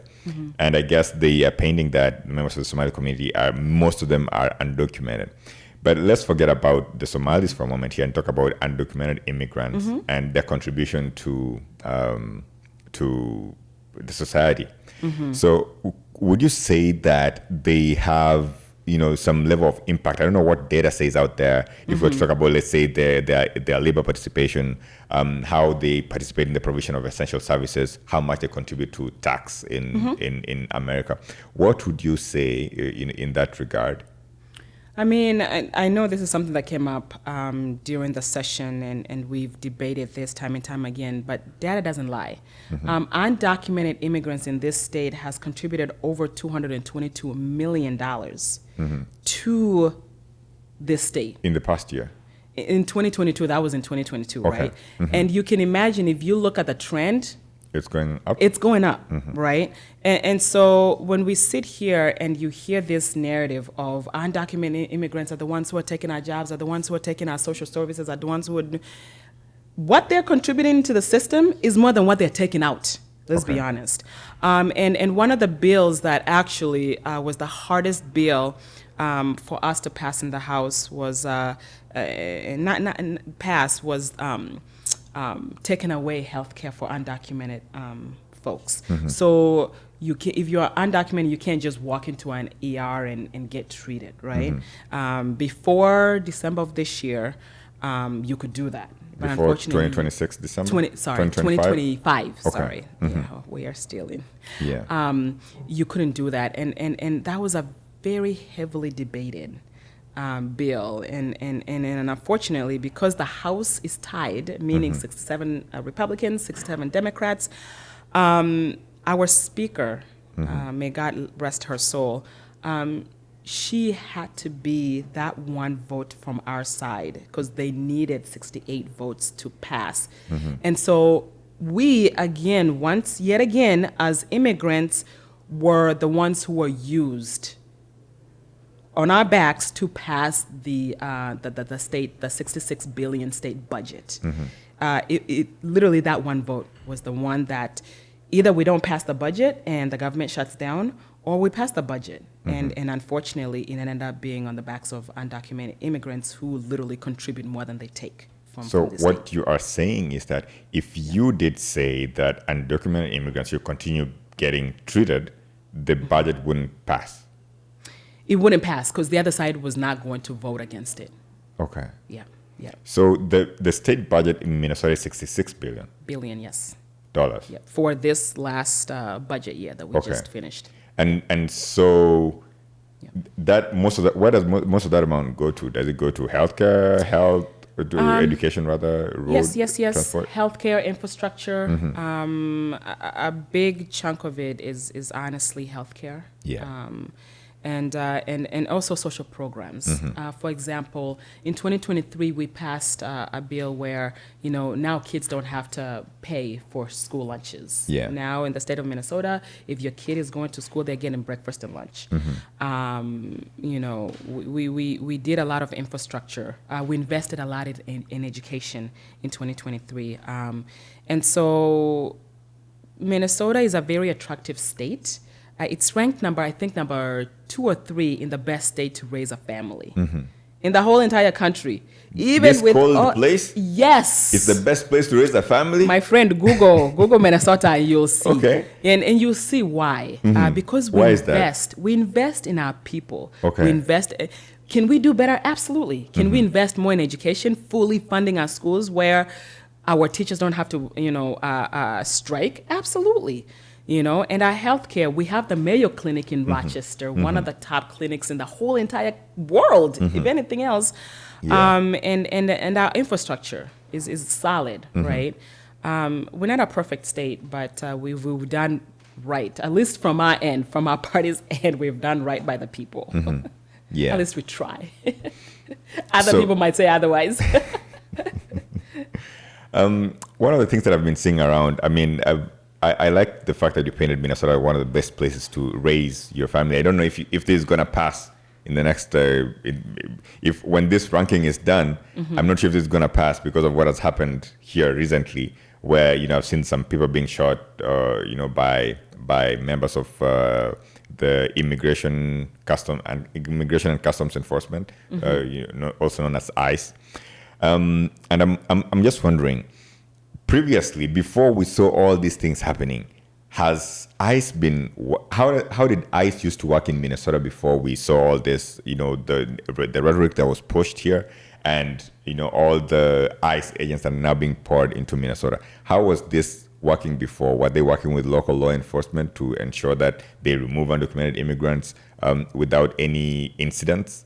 Or was it, was ICE here even in the first place? That's a good question. They definitely did the opposite of what's happening right now. Okay. Because ICE is not something that, was a part of our, dinner table conversation, right? And so what's happening right now is not even, some of the acts are not even legal. For example, citizens, U.S. citizens are being detained Because of what? Because they are trying to justify we are cleansing this country of illegal immigrants, criminals, and all of that stuff. Most of the people who are getting deported are not criminals, are people who are literally trying to just provide for their families, are doing jobs that an average American don't do. Let's be honest about that. You know, no average American is going to go to the farm and work 10, 12 hours minimum wage. Yeah. You know, no average American, you know, is going to go into a healthcare system and do doubles like immigrants do. You know, so it's unfortunate that ICE is being weaponized to come after immigrant communities who have heavily and positively contributed to the state of Minnesota just because somebody wants to make a point. When an ICE agent is trying to prove your citizenship, so if they stop you on the street and they tell you, prove your citizenship, how are you able to prove your citizenship in the middle of the street? I don't know, you were just going for a jog or something like that. Unfortunately, because there's been so many cases of folks who have been detained who are legally here, permitted to be in this country, right now our messaging is changing. I never thought I would be living in a time in this country where we have to tell our citizens and our citizens to carry their documents, as if we were back in Nazi Germany era where you literally had to carry your documents. And what documents are these you're carrying? So you are, let's say Carrying you were born your passport, here. yep. You're born here. You've never left this country. You never needed a passport before. So you've just been living. So what are you showing them? If you are born here and you don't have a passport, you should be able to have a copy of your birth certificate. Right? So you show a birth certificate? You show a birth certificate. Imagine carrying around your birth certificate. Okay. Man, I was born in Kenya and nobody ever asked for my birth certificate ever until I was applying for a passport. I think that's the first time they asked me for a birth certificate. And now you're like, where is that? Where do you even go? Do I go to Nyayo house? Where do you go to even start? to even start looking for a birth certificate. Yeah, and that's where we are. And so if you've lost your birth certificate, basically they could arrest you for that? They can arrest you, and then you're going to be held until they can confirm who you are. And sometimes, you might end up getting transported into a different state without your family knowing about it. I get so many calls about, our niece, our sister, our brother. We can't reach him or her, and we fear that they've been picked up. And in some cases, we've discovered that they got picked up 2 days ago, and now they're in detention center in Texas. And so we sit here and we're fighting back against this, ICE raids and the actions that are happening, because most of them are not abiding by the law, are not abiding by due process that this country literally was built on, that every person, we the people, right, that has gone down the drain. And unfortunately, we have a current administration and a president who nobody is too scared to confront or to check. There's no checks and balances. That's the forefathers. Literally, they created the institutions of this country to have checks and balances, that no one branch has more power than the other. That was the sole purpose, And so when we see tendencies of dictatorship, that's where, as a people, we the people are reminded of we are a democracy and not a kingdom. We don't have kings here. We have a president, a duly elected president, and that's why we talk about civic engagement, and that's why I'm so passionate about civic engagement, especially within the African immigrant community, because we sit here and we act like this doesn't. Political framework does not impact us directly, when it actually, now it does. And believe it or not, I'm gonna be very frank, there's a big population of Kenyans who voted for this man. Absolutely. And so when we sit here and we talk about being serious about, the current situation in our country, I'm always asking somebody, what are you doing about it? Did you participate? Did you vote? I didn't think my vote mattered. My friend, get your life. Your vote matters. It matters. It matters, and understanding how this process works. Because what I realized when I ran in 2022, what I realized is that our community doesn't understand the process. When I say doesn't understand the process, I mean that they don't know that elections is not just in November, right? They don't know that you as an immigrant can still participate in the political process. The only thing you can't do is vote in primaries and in November. But you can caucus for your candidate. You can make sure that your candidate wins the party endorsement. That starts in February, and then you go to your convention in April, May, and then you go to the primaries in August, and then you go to the final in November. Yeah. What is caucusing?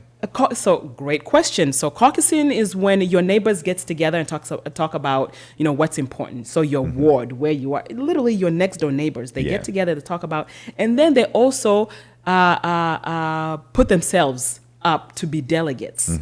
And those delegates are the ones who can only vote when it comes to party conventions for their party, for their candidate nomination, to get the party nomination. And why this is important is because in some districts, that's all you need. Yeah. A party nomination, that's all you need to win that whole entire seat. Winning your primaries, sometimes in some districts, that's all you need. For me, for example, in my district, we are blue district, meaning that in November, a Democrat is going to win. Yeah. So my fight is not in November. My fight is now from caucuses all the way to when? August, when that primary is. So when I get out, people calling me, my sister, I went to the ballot box and your name was not there. My friend, it's November. You are supposed to vote in August. Yeah. You didn't show up. I'm here for the convention. My friend, I asked you to come in January to caucus so you can sign up to be a delegate. Yeah. Because you didn't do that, you're not a delegate. Yeah, you can't you can't do anything now. So show up. Exactly. I want us to come here, and because I want to understand this process a little bit, and I guess the members of the audience here and the audience on YouTube as well would want to understand this. But I want to ask you something on ICE here a little bit, and then we can switch off. Of course, you guys in the audience as well. I'm going to give you an opportunity to start asking questions now. So if you have any question that you feel you want to ask, it's your time to write it down right now and get ready to ask it in a moment. So if we were talking ICE numbers here, I hear that a lot of ICE people have, a lot of members of ICE have been poured here. I hear that ICE is, in order to be an ICE enforcement officer, you don't need a lot of education. There's a lot of money that is being poured here. If we're talking numbers in ICE, what numbers can you throw around? Just to clarify who ICE is, ICE numbers or anything about ICE or anything that would be important for the audience to know about ICE. What would that be? So as it stands right now, and from information that we have, and that's one of the things that as state legislators and especially our governor are demanding is transparency, right? And we're not seeing that. So first of all, we don't even know how many people they have detained, under what a process and what purpose. But when we talk about ICE being on the ground, we have about 3,000. It has been reported that 3,000 ICE agents are on the ground here. On the ground, is it in the entire state of Minnesota, or is it just the Twin Cities? In the entire state of Minnesota, in the whole entire state of Minnesota, because we're getting cases from up north in Duluth to, Mankato to Northfield to, obviously, the majority of them are concentrated in the Twin Cities because that's where the most of the population is anyways. But it's across the whole entire state. So people are being stopped. Yeah. I mean, because I've been hearing that people are being stopped on the streets and asked for their papers here in the Twin Cities. So would I expect the same, let's say, in, I don't know, Mankato or Rochester or Absolutely. in Duluth? And taking that further to now we are getting reports that they're going door to door. Knocking door to door, asking people whether or not they are citizens. That is unconstitutional. They come into your home? Absolutely. And that's why it's so important for our people to know their rights, right? What are those rights? First of all, nobody can come into your home without not just any warrant, because they can come with an administrative warrant. They have to come in with a judicial warrant. That's what they have to come in with, and it has to be signed. Some of these folks, we've had cases where they just come up, they pull up that piece of paper, it says judicial warrant, but it's not signed by a judge. They can come into your house knowing that you have the a right to an attorney, representation. So even if you're picked up, you don't have to say anything to them. You can sit here and say, I want a lawyer. That's literally, so there's moments where we just have to tell people, just repeat that.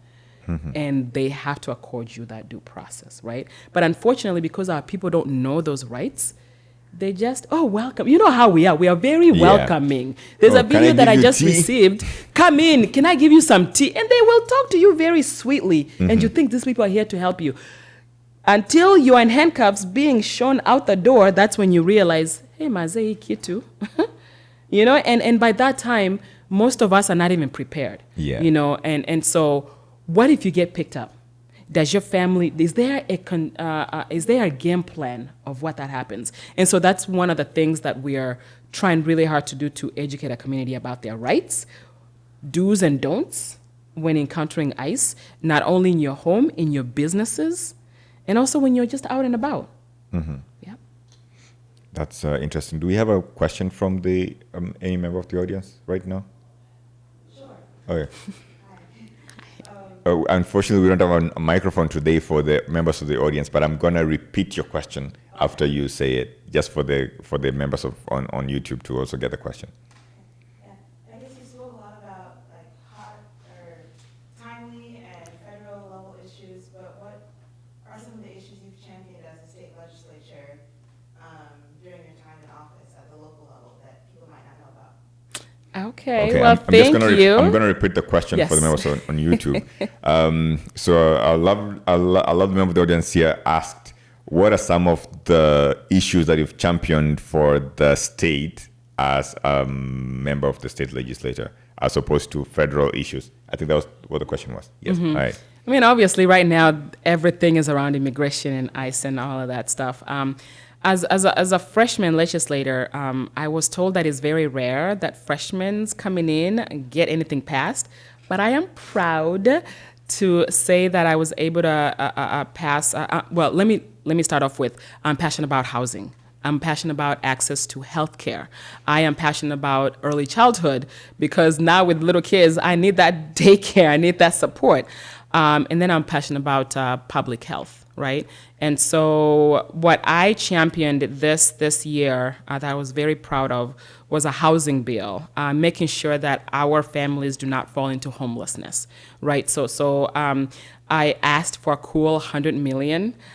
Because of how horrible our budget was this year, they cut me down all the way to $8 million. But that's something. It passed, right? When I would talk about housing as well, tenant rights. I passed a bill where now that thank you. Now that the every time you go to and lease an apartment or have a lease, they have to give you a notice of your rights from Attorney General Kitt's office. They have to make sure that, so basically protecting tenants' rights. And then I'm also passionate about healthcare from the perspective of making sure that we are supporting our workforce, especially with everything that's going on. And when we look at the projection of our elderly population that is aging very quickly, we don't have enough people who will be taking care of our elderly in this state of Minnesota. And that's a crisis that nobody is talking about. And then lastly, I'm passionate about mental health, especially in my young people. I worked really hard, although the bill didn't pass, of getting resources into mental health services, especially mental health services that focuses on culturally appropriate programs, because as Africans, you know, our culture is very interesting. You know, I'm going to be honest. I'm not going to go and sit with a white therapist and now try to explain to them, sasa nikwambie. That's not going to fly, right? So making sure that we have resources that cater to culturally appropriate healthcare support for our communities. Thank you for asking. Thank you. Yeah, beautiful. That's a beautiful question. And I'm also interested to learn actually how you even had the cojones, they call it. Where did you get the bravery to wake up one morning and say, you know what, I want to try and become a representative of the people of Minnesota? Where did you get that from? It's so funny you asked that. And the more I get asked that question, because everybody's like, oh, you're so brave. I literally look at our people and go, my friend, we came from Kenya and we are here and we are brave and we're resilient and we are able to do things that an average person cannot do.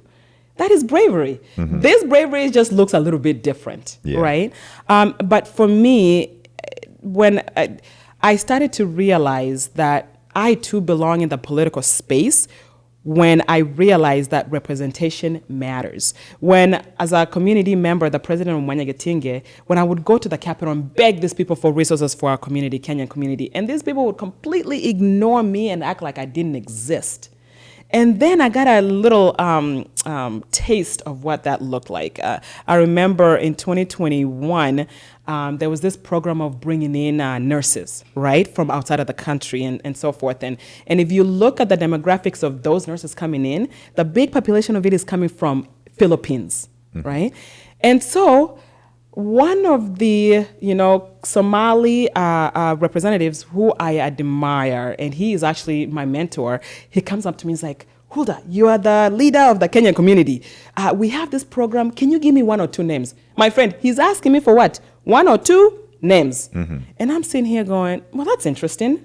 So me being the curious person I am, of nurses from Kenya that can come here, I went and started looking into it. It was a state program, my friend. And where do you think the rest of the other names were coming from? Somalia. And again, not faulting him. He's there. He's representing his community.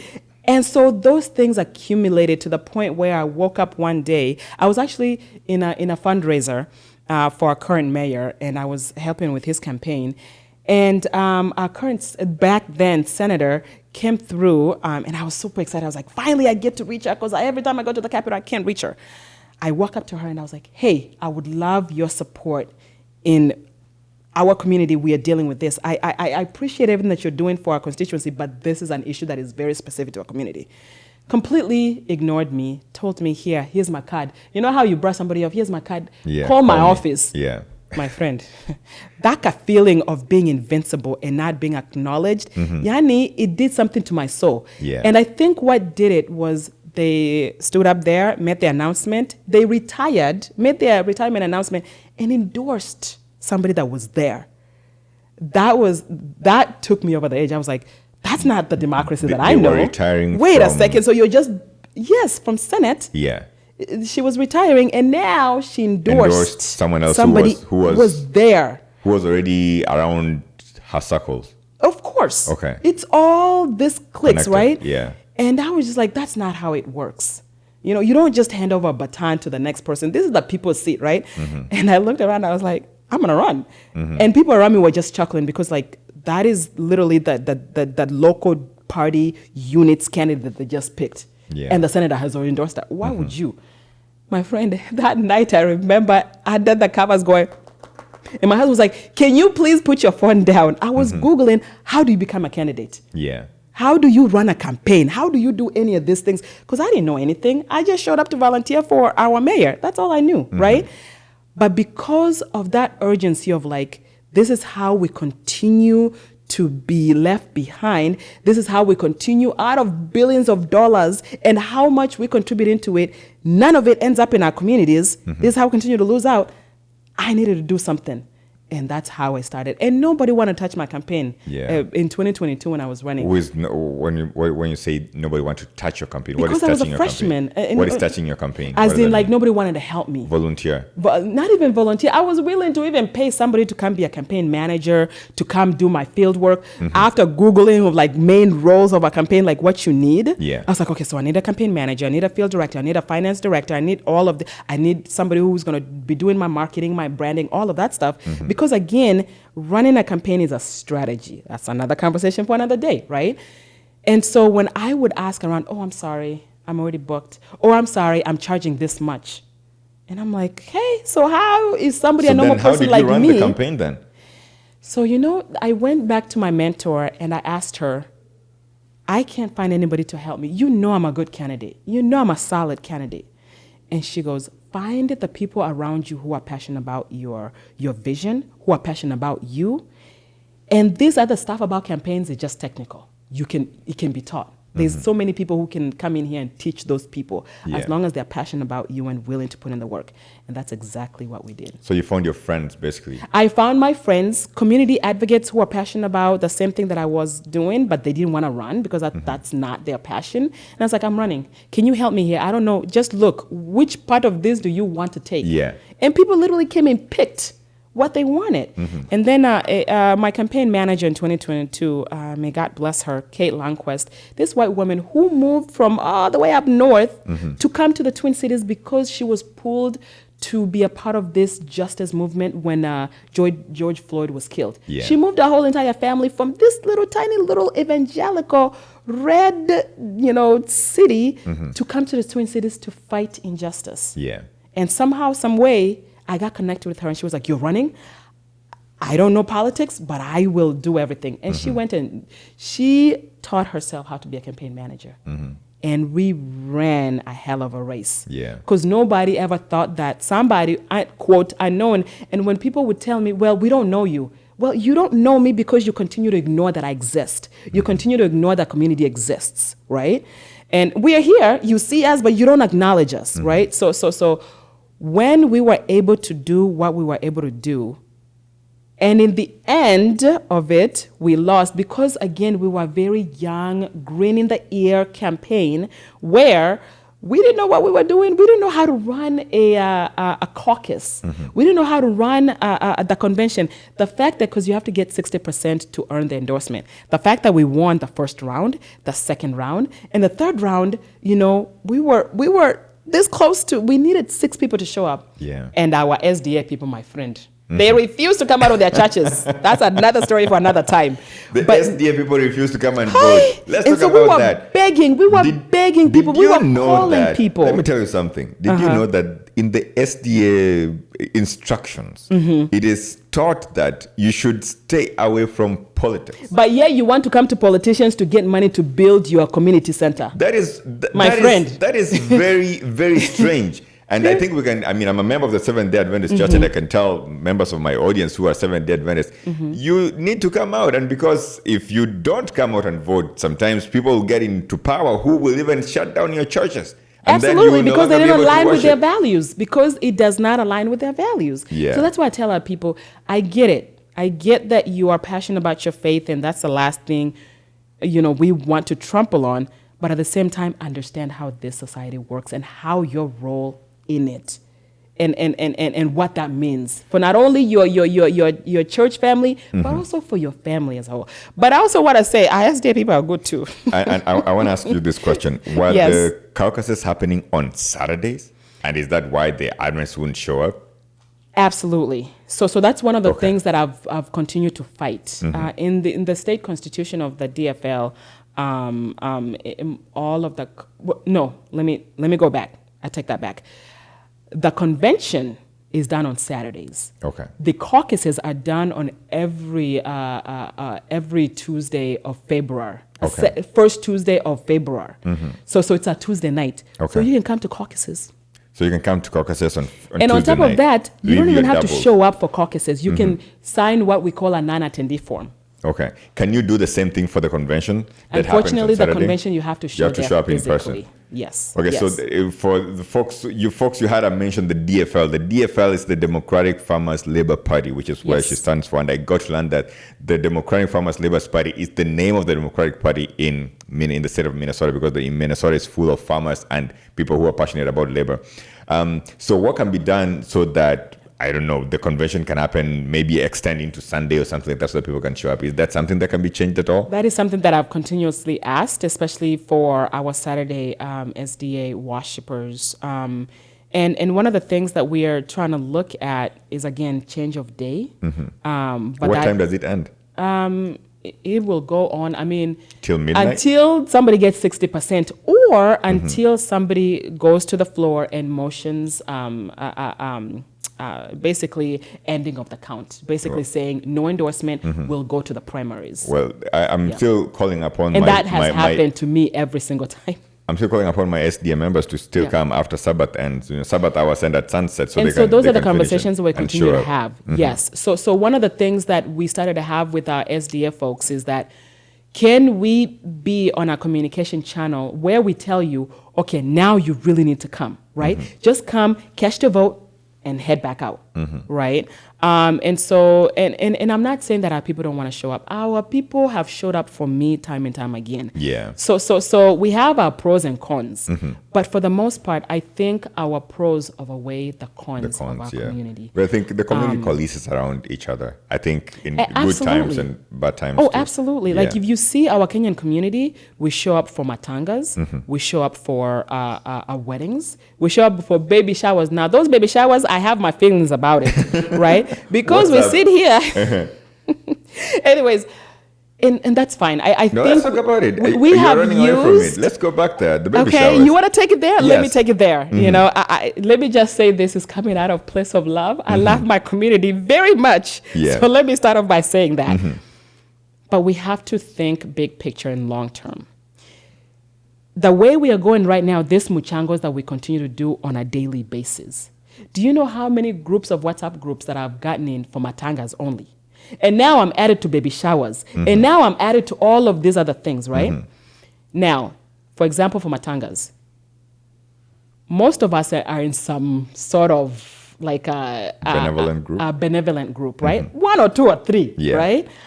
But yet we still call for mchango from the community. Yeah. And then also life insurance. That thing works. Yeah. Okay? Get life insurance. I have put in my will, I have a life insurance. They will take care of my matanga. I don't want no fundraising. If you come to celebrate me. And then from there, let me rest in peace. Yeah. You know? So our community needs to seriously take life insurance on a serious note. And then these baby showers, have them celebrate the joys of having a newborn. But let it not be something that literally overburdens the community. And it has.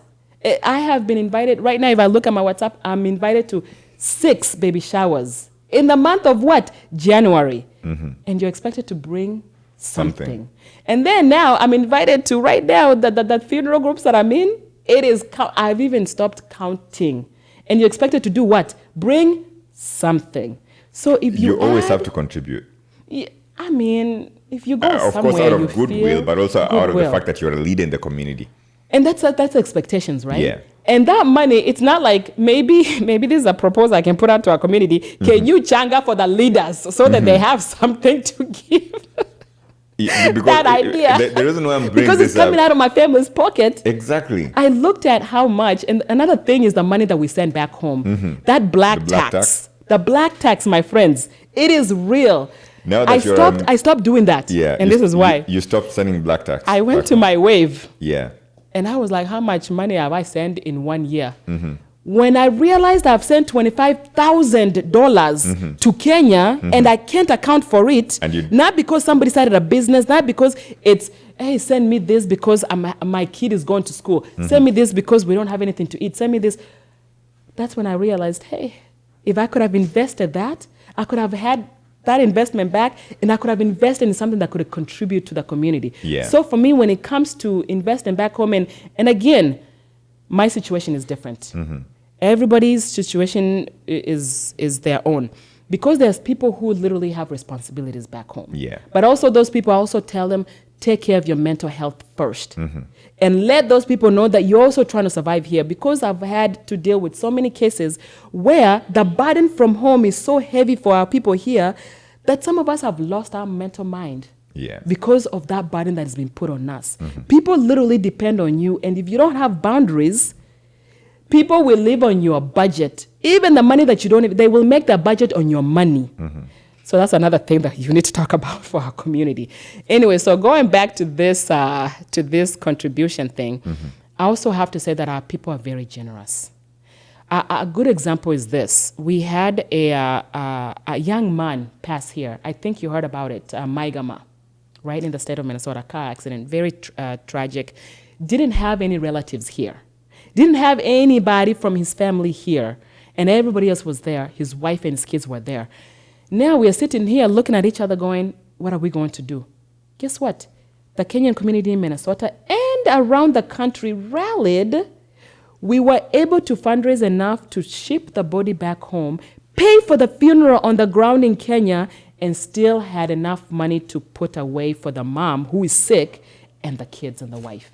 Yeah. That's So we can sit generosity of here the and talk community. about our people, the headaches of it, but also we are good. Yeah. When it actually matters, our community shows up. That's why these Somalis, sometimes they come to me like, you Kenyans are together, you Kenyans are this. And I'm looking at them like, you Somalis, you people have taken over. We are still struggling, trying to figure out how you people are doing it, right? But ultimately, I think there's so much good in our community. But also there's a long way to go. We still have a lot that we can do to make ourselves even better than what we are right now. Yeah. Yeah. Yeah. I like the way that you've talked about how the community coalesce around each other. We still have an opportunity for members of the congregation to ask questions. We're in the last few minutes of the last 10 minutes, I'd say. Yeah, what's your question? I've seen your foundation that you started, the Sandpads Foundation. So I'd like you to touch a little bit on that and also talk about how you're managing to balance your work-life balance and being in the legislative community, not community, but being in the legislative era. And how do you balance all three or all of them and still find time to be present in yourself and be present for the family in yourself? Wow. Thank you. I'm going to repeat the question for the audience. Repeat that question because they need to hear. I am so sorry that I'm going to butcher your question because you asked it so passionately. But a member of the audience here has asked Honorable Huldah. Do you call yourself Honorable, by the way, or is Representative Huldah? Is that something? I don't have titles. But titles. Is that something that you guys are called? Are you guys called representatives. Honorable? Yes, Honorable. Okay. We are. Our letters, if I get letter, it's addressed Honorable. Okay. But it just... Honorable Huldah has been asked a question. I've been asked a question here by a member of the audience. So first question was, she has a foundation called Sunny Pads. Sunny Naps, yeah. Yes, you probably, Dave, you can put up the name. I probably butchered the name. But Naps? Sunny Naps. So sanitary napkins. So half of Sunny Naps. Okay. Yes. So Sunny Naps. Yeah. So talk about the foundation, is what the member wants to hear about, and how you are able to balance being a member of the legislative community, so work-life balance, and also being supportive and being there for your family.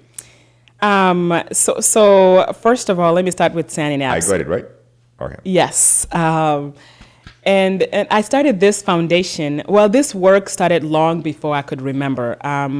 Most of you go back home, and for me as a woman, every time I would go home, my cousins, my aunts, my friends, they would ask, "Do you still have pads left? Sanitary pads?" And back then, I used to think, why would you ask that? From this mindset of surplus that we have here in the U.S., where you can literally go around the corner, you can have access. Wait, is this when you are almost leaving to come back, and they're like, "Do you have some left so that you can leave us?" You can leave. I can leave, right? Okay. And back then, I didn't realize what is now I've come to understand as period poverty, right? Not having access to menstrual products for our young ladies and our women. And so I would find it very peculiar and funny. But then the more I kept on asking, well, why? I started inquiring about it. And when I realized the level of poverty when it comes to periods, I was so moved that our girls didn't even have access to basic sanitary pads.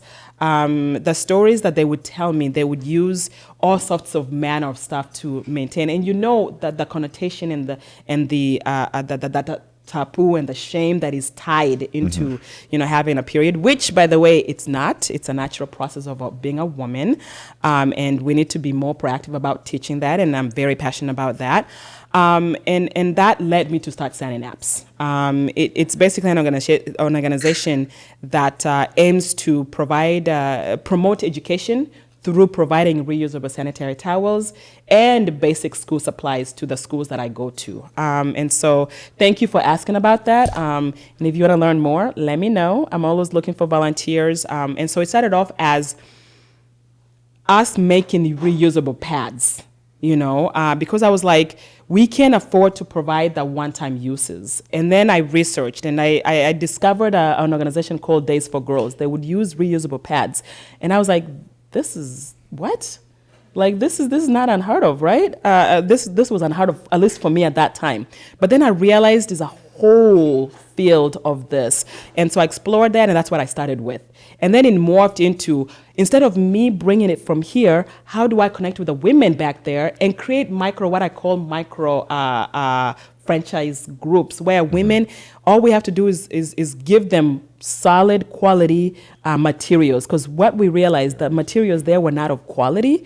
And so how do we supply that? They would make it, and then they would sell it at a very cheap, and they would make a living out of it. So that evolved into that.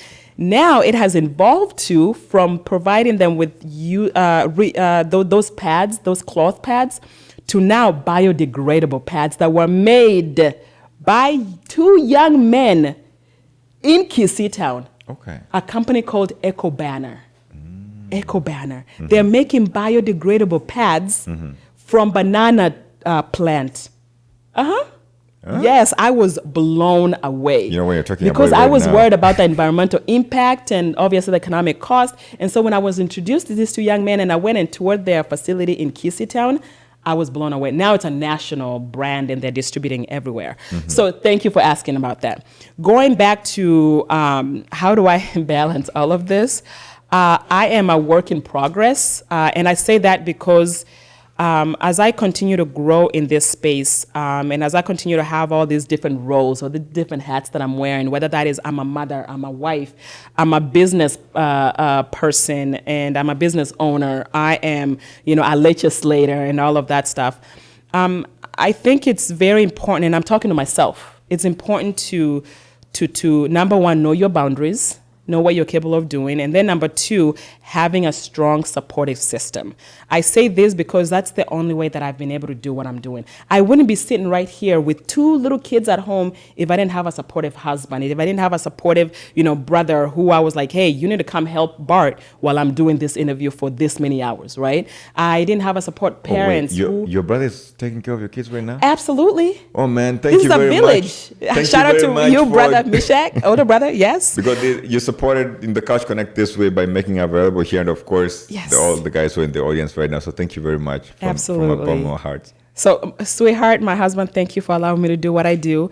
And it's finding a partner who is willing to allow you to be yourself, right? And when I get an opportunity to talk to our young people about finding, a partner, my husband and I have been together for 18 years now. When you stop remembering how long, that means it's been too long. We've been married for 11 years. It'll be 12 this year. Find somebody who is passionate about you. So you were together for 6 years before? We were together, 6 years before we got married. And this man has been the pillar for me. I told him straight up who I was. This is what I'm passionate about. You are marrying somebody who has dreams. Because when I was dating, I was getting characters who would tell me, before you buy a car, you have to test drive. Me, I'm sitting here going, now I'm being compared to a car. When am I going to fulfill my dreams if I'm being compared to a car? Yeah. And so finding a partner who is passionate about your vision has been probably one of the greatest blessings, because I wouldn't do half of the things that I do if I didn't have that support system. And then lastly, and this is something that I continue to tell myself time and time again, self-care. Self-care is so important. We don't talk about mental health enough. If you are not mentally okay, you can't take care of another person. And so a lot of people always tell me to self-care. And for me, self-care looks like being around, people that I can just be myself. Just BS, and it's okay. I don't have to be too formal. I don't have to, be in this space of who they think I need to be.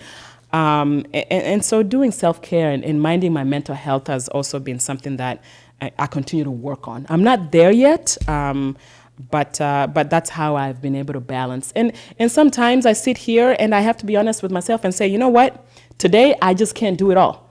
And it's okay to say that. I think as Black women, as African immigrant women, we are taught to be strong all the time, to the point where, that has been ingrained in our mind, and we have stopped ourselves from being vulnerable and taking care of ourselves and understanding that it's okay sometimes to not be strong. And that's what I'm teaching my daughter. I'm teaching my daughter to, yes, of course, be confident and be strong, but at the same time, know when you actually need to just sit and just be still and be okay with not being strong. In our culture, we are taught to this mentality of survival mode. We are always in this survival mode 24/7, right? When are we going to get out of mentality of survival mode to this mentality of thriving? And I didn't understand that concept until my little baby sister, who went to school, did really great, got her master's in healthcare administration, got a job with Johnson & Johnson. She's doing this fellowship in Singapore, going to Japan, doing all these amazing trips. And then her boss comes to her and say, "What do you want?" Do you know she didn't know what to say? Because of what we've been ingrained to always chase, survive. Once we get there, and somebody's like, now when the system is working for you and not you working for the system, and somebody asks you what you want, we are not able to articulate that. That's when I was like, as a community, we have an issue where we've always been told you need to just survive and not thrive. And so that's a conversation for another day. But yes, so thank you for asking about that. I think for me, I continue to try to tell myself, stay in the moment. And when it comes to my kids, one of the things that my husband and I have agreed on, that I will do the very best to be there to put them to bed at night. If I can do that, because in the morning, sometimes I'm out before they're even up, right? So I'm not able to see them. And then on the weekends, I try to save Sundays, my friend. I'm so for my sorry, family, Huldah. but it's okay. I've taken your Sunday away, and I also I almost took away your yesterday night, because I was calling you. I'm hearing you saying here right now, man. You're talking about it's bedtime for your kids. What did I text you? What did I text you? I told him, man, I'm putting my kids to bed. I'm gonna call you after this. Exactly. And I told him, man, you don't even have to call me after this. Just put the kids to bed. It's already too late. But yeah, and thank you for what you do for the community. Amidst being very busy, but you're still able to do, you're still able to do all this. So this is beautiful. I had a couple more questions, but we are at time now, and I want to honor your time. But before we finish, there's this tradition we have over here. I normally treat all my my guests, all the guests of the Couch Connect podcast, as presidents, and we borrow this from the U.S. presidency, where the guy who's in office in your presidency normally leaves a letter for the next president who's coming into office. Yes. And so since there's a podcast, and what we do here is ask questions, the guest who was here most recently left a question for you. So normally, I don't see these questions until I'm just about to ask it. But the guest who was here most recently is Dr. Miguna. You probably know him. Miguna is an enigma of an individual, yes. And he, in his fashion, he refused to follow the tradition of the podcast. Mm-hmm. And instead of writing the question down, he narrated the question to me, mm-hmm. and I wrote it down. So I'm going to ask you the question that he told me. I knew I should have listened to the whole entire podcast. Mm-hmm. So he said that America is the belly of the beast, mm-hmm. and so coming from that perspective, he told me this to ask you this question. What can you do? So he's running for presidency too. He's running for president of Kenya in 2027. So his question is, what can you do in the belly of the beast to help us transform Kenya? Exactly what I'm doing. And this is what I mean by that. I'm glad that was the question. I was actually very nervous because it's Miguna, and so to answer that question, I would say this. Let me make it very clear so that there's no confusion. My priority is the constituency of Senate District 38A. The folks who voted me into office. That is my top priority. That's where all the tax money is spent. So no penny tax money goes anywhere else besides to the constituency that voted me in and the people of Minnesota. I'm just going to put that out there. And also one of the reasons that I ran that is a part of the list is that I'm passionate about Kenya. In the sense that I truly believe that Kenya is the gateway to the African continent, not only economically, but socially as well.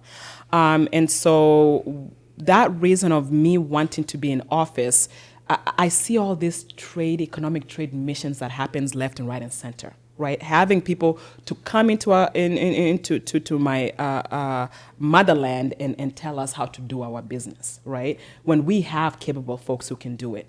But imagine if the script was turned and where we had Kenyan American elected officials dictating what those economic trade missions look like, right?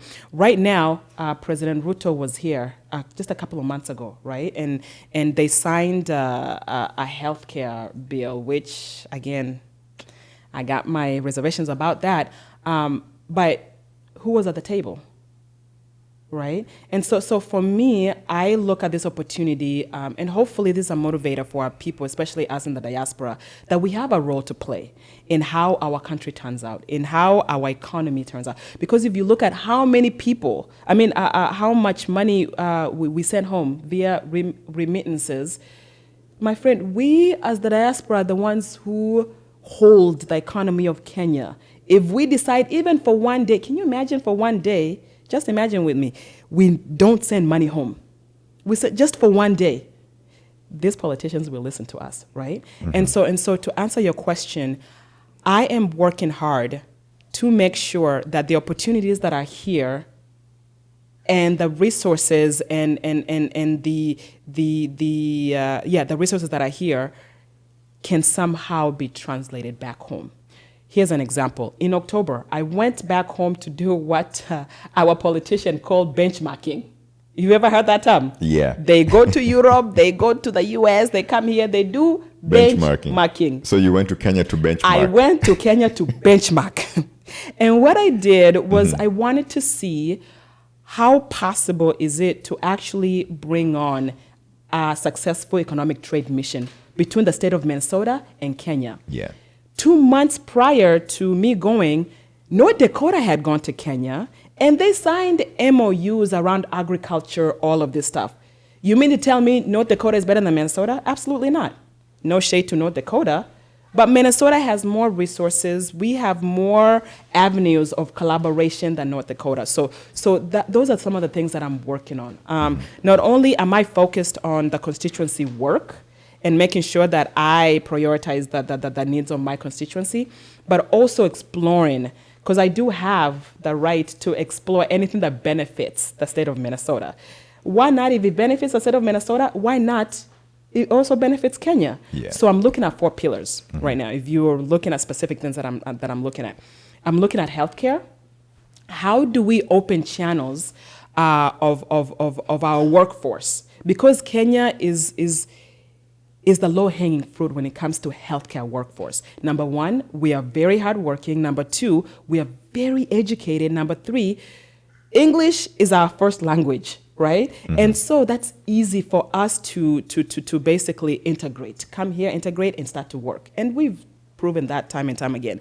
So one of the things that I did when I went to Kenya in October is I met with the CS of education, our brother, Migos, right? Yeah. And we talked about how do we take the nursing course here and integrate it into the Kenyan educational system so that a nurse, when you start that program, you go through this American program, this Minnesota program, and once you're done and you pass your next NCLEX exam, you can come directly to the US and Minnesota specifically and plug it and meet one of the things that I'm passionate about, the elderly population and the healthcare. That's what I was going to say. Right? You're going to meet that need, So basically. there's a mutual benefit there. Yeah. We're helping our people back home get lucrative jobs here, and we're also helping meet the needs of the state of Minnesota. That's healthcare and / education. Technology, my friend. Technology can be intertwined in all of these spaces, right? Kenya is a hub of technology. We created M-Pesa for crying out loud, right? And so that sharing of technology knowledge. Number 3, education. How do we create pathways of shared learning opportunities, whether that is electronically or actual like sister programs between schools, between Kenya and here. And then lastly, agriculture. We are short of agriculture workers here in the state of Minnesota. Back home, guess what? People want to come here and work. Yep. And they will come here and work. Now, somebody has brought up this whole idea of brain drain, right? I get that. 100% get that. But until we have a society, especially in Kenya, that puts its people first, we can't continue talking about brain drain. We have the brains there; they are rotting because there's nowhere to plug in. There's so many. If I can show you the messages that I have on my inbox, people asking, please even just bring me to be a maid. I have this certificate from college, but please bring me to be a maid. What does that say about the desperation of our people? And the funny thing is, we as a country, Kenya as a country, we have the potential to be good.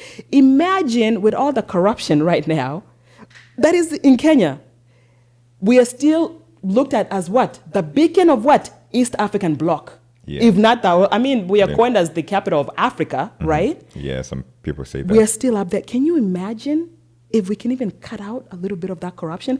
And I'm not even afraid to say that because I experienced it firsthand when I was there in October, where most of these people, I'm not going to mention that I was meeting with, they're asking me, so, a contract. My friend, am I here to contract with you? Or am I here to see how we can work to better our people? Are they asking for contracts to supply something in America or something like that? They are personal contracts. Okay. My friend, hey, we have a long way to go. Again, I'm not here pointing any fingers. Please don't come for me. I like the way you are very safe. Safe in the sense that when you don't want to offend anyone, you apologize before you speak. Yes. But it's the truth. I mean, you tell them the truth. If someone was corrupt, let's point those fingers. I mean, let's tell them, hey, you were corrupt and you tried to ask for a contract. We know you. She told me behind this. Okay, I'm lying. I'll leave that to Kibaso. Yeah. But thank you very much for hanging out with me here. Yeah. It's been wonderful. It's been great. If, as we're landing this plane, if the folks who listened to the past 2 hours and 14 minutes now didn't hear anything that you said, what is the one thing you'd want them to leave here with? Like the take-home message from our conversation tonight, like your parting shot. Your parting shot. Well, I would say this, especially for our people who are in this country and who are in the diaspora, especially the West, Canada, the U.S., you name it, that we have an obligation to give back. I'm not sitting here to tell you how to do it. Do it in your own way. And know that in this country, there's a saying in Kisi, something about Kenyama, something that is being asked. Like in this country, it's a place where how you apply yourself will determine how far you will go, right? And especially to our young people, don't sit here and wait for somebody to serve you on a silver platter what your next step is. Take that initiative. When you take that initiative, believe me, some of these doors will open for you. Me, I didn't have a parent who had connections to Fortune 500 companies, who had connections to high-powered whatever in political. No. It was me applying myself, and I continue to tell myself I need to continue applying myself. So our young people out there, I know it's not easy. It's not easy. It's not easy navigating parents who you think completely do not understand where you're coming from, which you have a right to feel, but at the same time, when your parents are long gone and you're left there, what would your legacy be? So I'm challenging our young people, take care of business first and all of these other things. And if there's a craft that you actually love, stick with it. Stick with it, and you will be surprised how far you'll go. It doesn't matter how hard it is. And then to our young ladies out there, my sisters, anything is possible. Honestly, anything is possible. I am a walking testimony, and sometimes I feel heavy in my heart when I say that because I'm still a work in progress. I feel like I haven't arrived where I'm supposed to be, right? And so never sit here and settle for less than who you are, right? And when you create boundaries, and this is for everybody, when you create boundaries, nobody's gonna come in and address you anyhow. And I've learned that time and time again, and especially me being a woman, as somebody in leadership, I've come across people who just disrespect me because they think they can just come and approach me. Me, I'm not huge on titles. I would care less. If you approach me with respect, we can have a cordial conversation. But there are several times where I had to check people and remind them who I am because of how they approached me, because of how they degraded me. and especially, unfortunately, there's moments where I had incidents in Kenya where somebody came to me and completely disrespected me. And I had to tell them, I'm sorry. I'm Wishimiwa to you, my friend. I'm Honorable Huldah to you. Put some respect to that name. And we have to command that respect when it's warranted, right? And so stand in your truth, right? And when you do that, even my dad always told me this: when you stand on your truth, even the universe conspires around you. And the things that you can't even fathom, they come to light, right? And that's why when my husband is still with me, because he has seen that come to pass, right? Like I said earlier, he's very strategy, he needs to see the whole entire picture. Sometimes I walk in faith, knowing that God has my back. Having that faith and knowing, and also putting in that work. Faith without works is what? Dead, right? Mm-hmm. And so putting in that work and then standing there and trusting that God will provide. And then our people back home, please excuse, this is 2026. Stop stressing your people here. We are going through hell and back. And yes, we will help where we can, but where we can't, please allow us to keep our sanity. Because right now, where America is going, and I get a lot of requests, Aki, si uni, bring me to America, ndete America. And I'm sitting here going, I don't even know how to tell you no right now, because in their mind, America is still this. But for those of us who are here, who are going through this hell right now in America, I want to let our people know our people are going through a lot. Give us some grace. Thanks a lot, man. I think that was very deep, and I think it came from somewhere deep inside your heart. This last bit here, and I'm very, appreciative of the fact that you said that. But also, just to, give a shout out to, Huldah for making it here tonight and making this possible. Round of applause for, Huldah for making this possible, guys. Thank you. Thank you very much. And here's your opportunity now to write your question to the next guest on the show. Oh my! Ooh, do we know who this person is? Do I know who they are yet? No, I don't. Because this will help me. No, I actually don't know who the next guest is gonna be. I haven't written my. I have a bunch of guests, but I just haven't given them dates yet. Are they a diaspora or? They are a member of the diaspora. Yes. They are. Okay, I can actually think about who they are. A writer. It's a young guy, lives in Toronto. He's a writer. Travels all over the world. He's Italian, I think, of Italian origin, something like that. Okay. Yeah. All right. Italian, you said? Yes. Huh. It could be any question, though. The question could go anywhere. It doesn't. You don't have to overthink the question. I just want to give a shout out to everybody who's made it this far. I think if you made it this far, it's probably because you did like this episode. So if you haven't yet, I'm going to encourage you to go ahead and subscribe to this channel. And remember to tell your friends to tell their friends. This has been episode 102. We have done 102 episodes so far since December the 4th, 2021. It's been quite a journey. This evening concludes our unresolved tour. We did our first tour, episode 100 in Nairobi with Mwafrika. We did episode 101 with Miguna in Toronto, and we just did this today here, episode 102 in the city of Minneapolis. The coldest city in North America, I'd say, that I've been in. There's probably colder ones, but I think I haven't been to those cold ones recently. This is surreal because I wanted my grandfather to be here tonight and experience me recording a podcast live. Unfortunately, it's so cold outside and it's so slippery, so my grandfather was not able to hang out with us tonight. But so it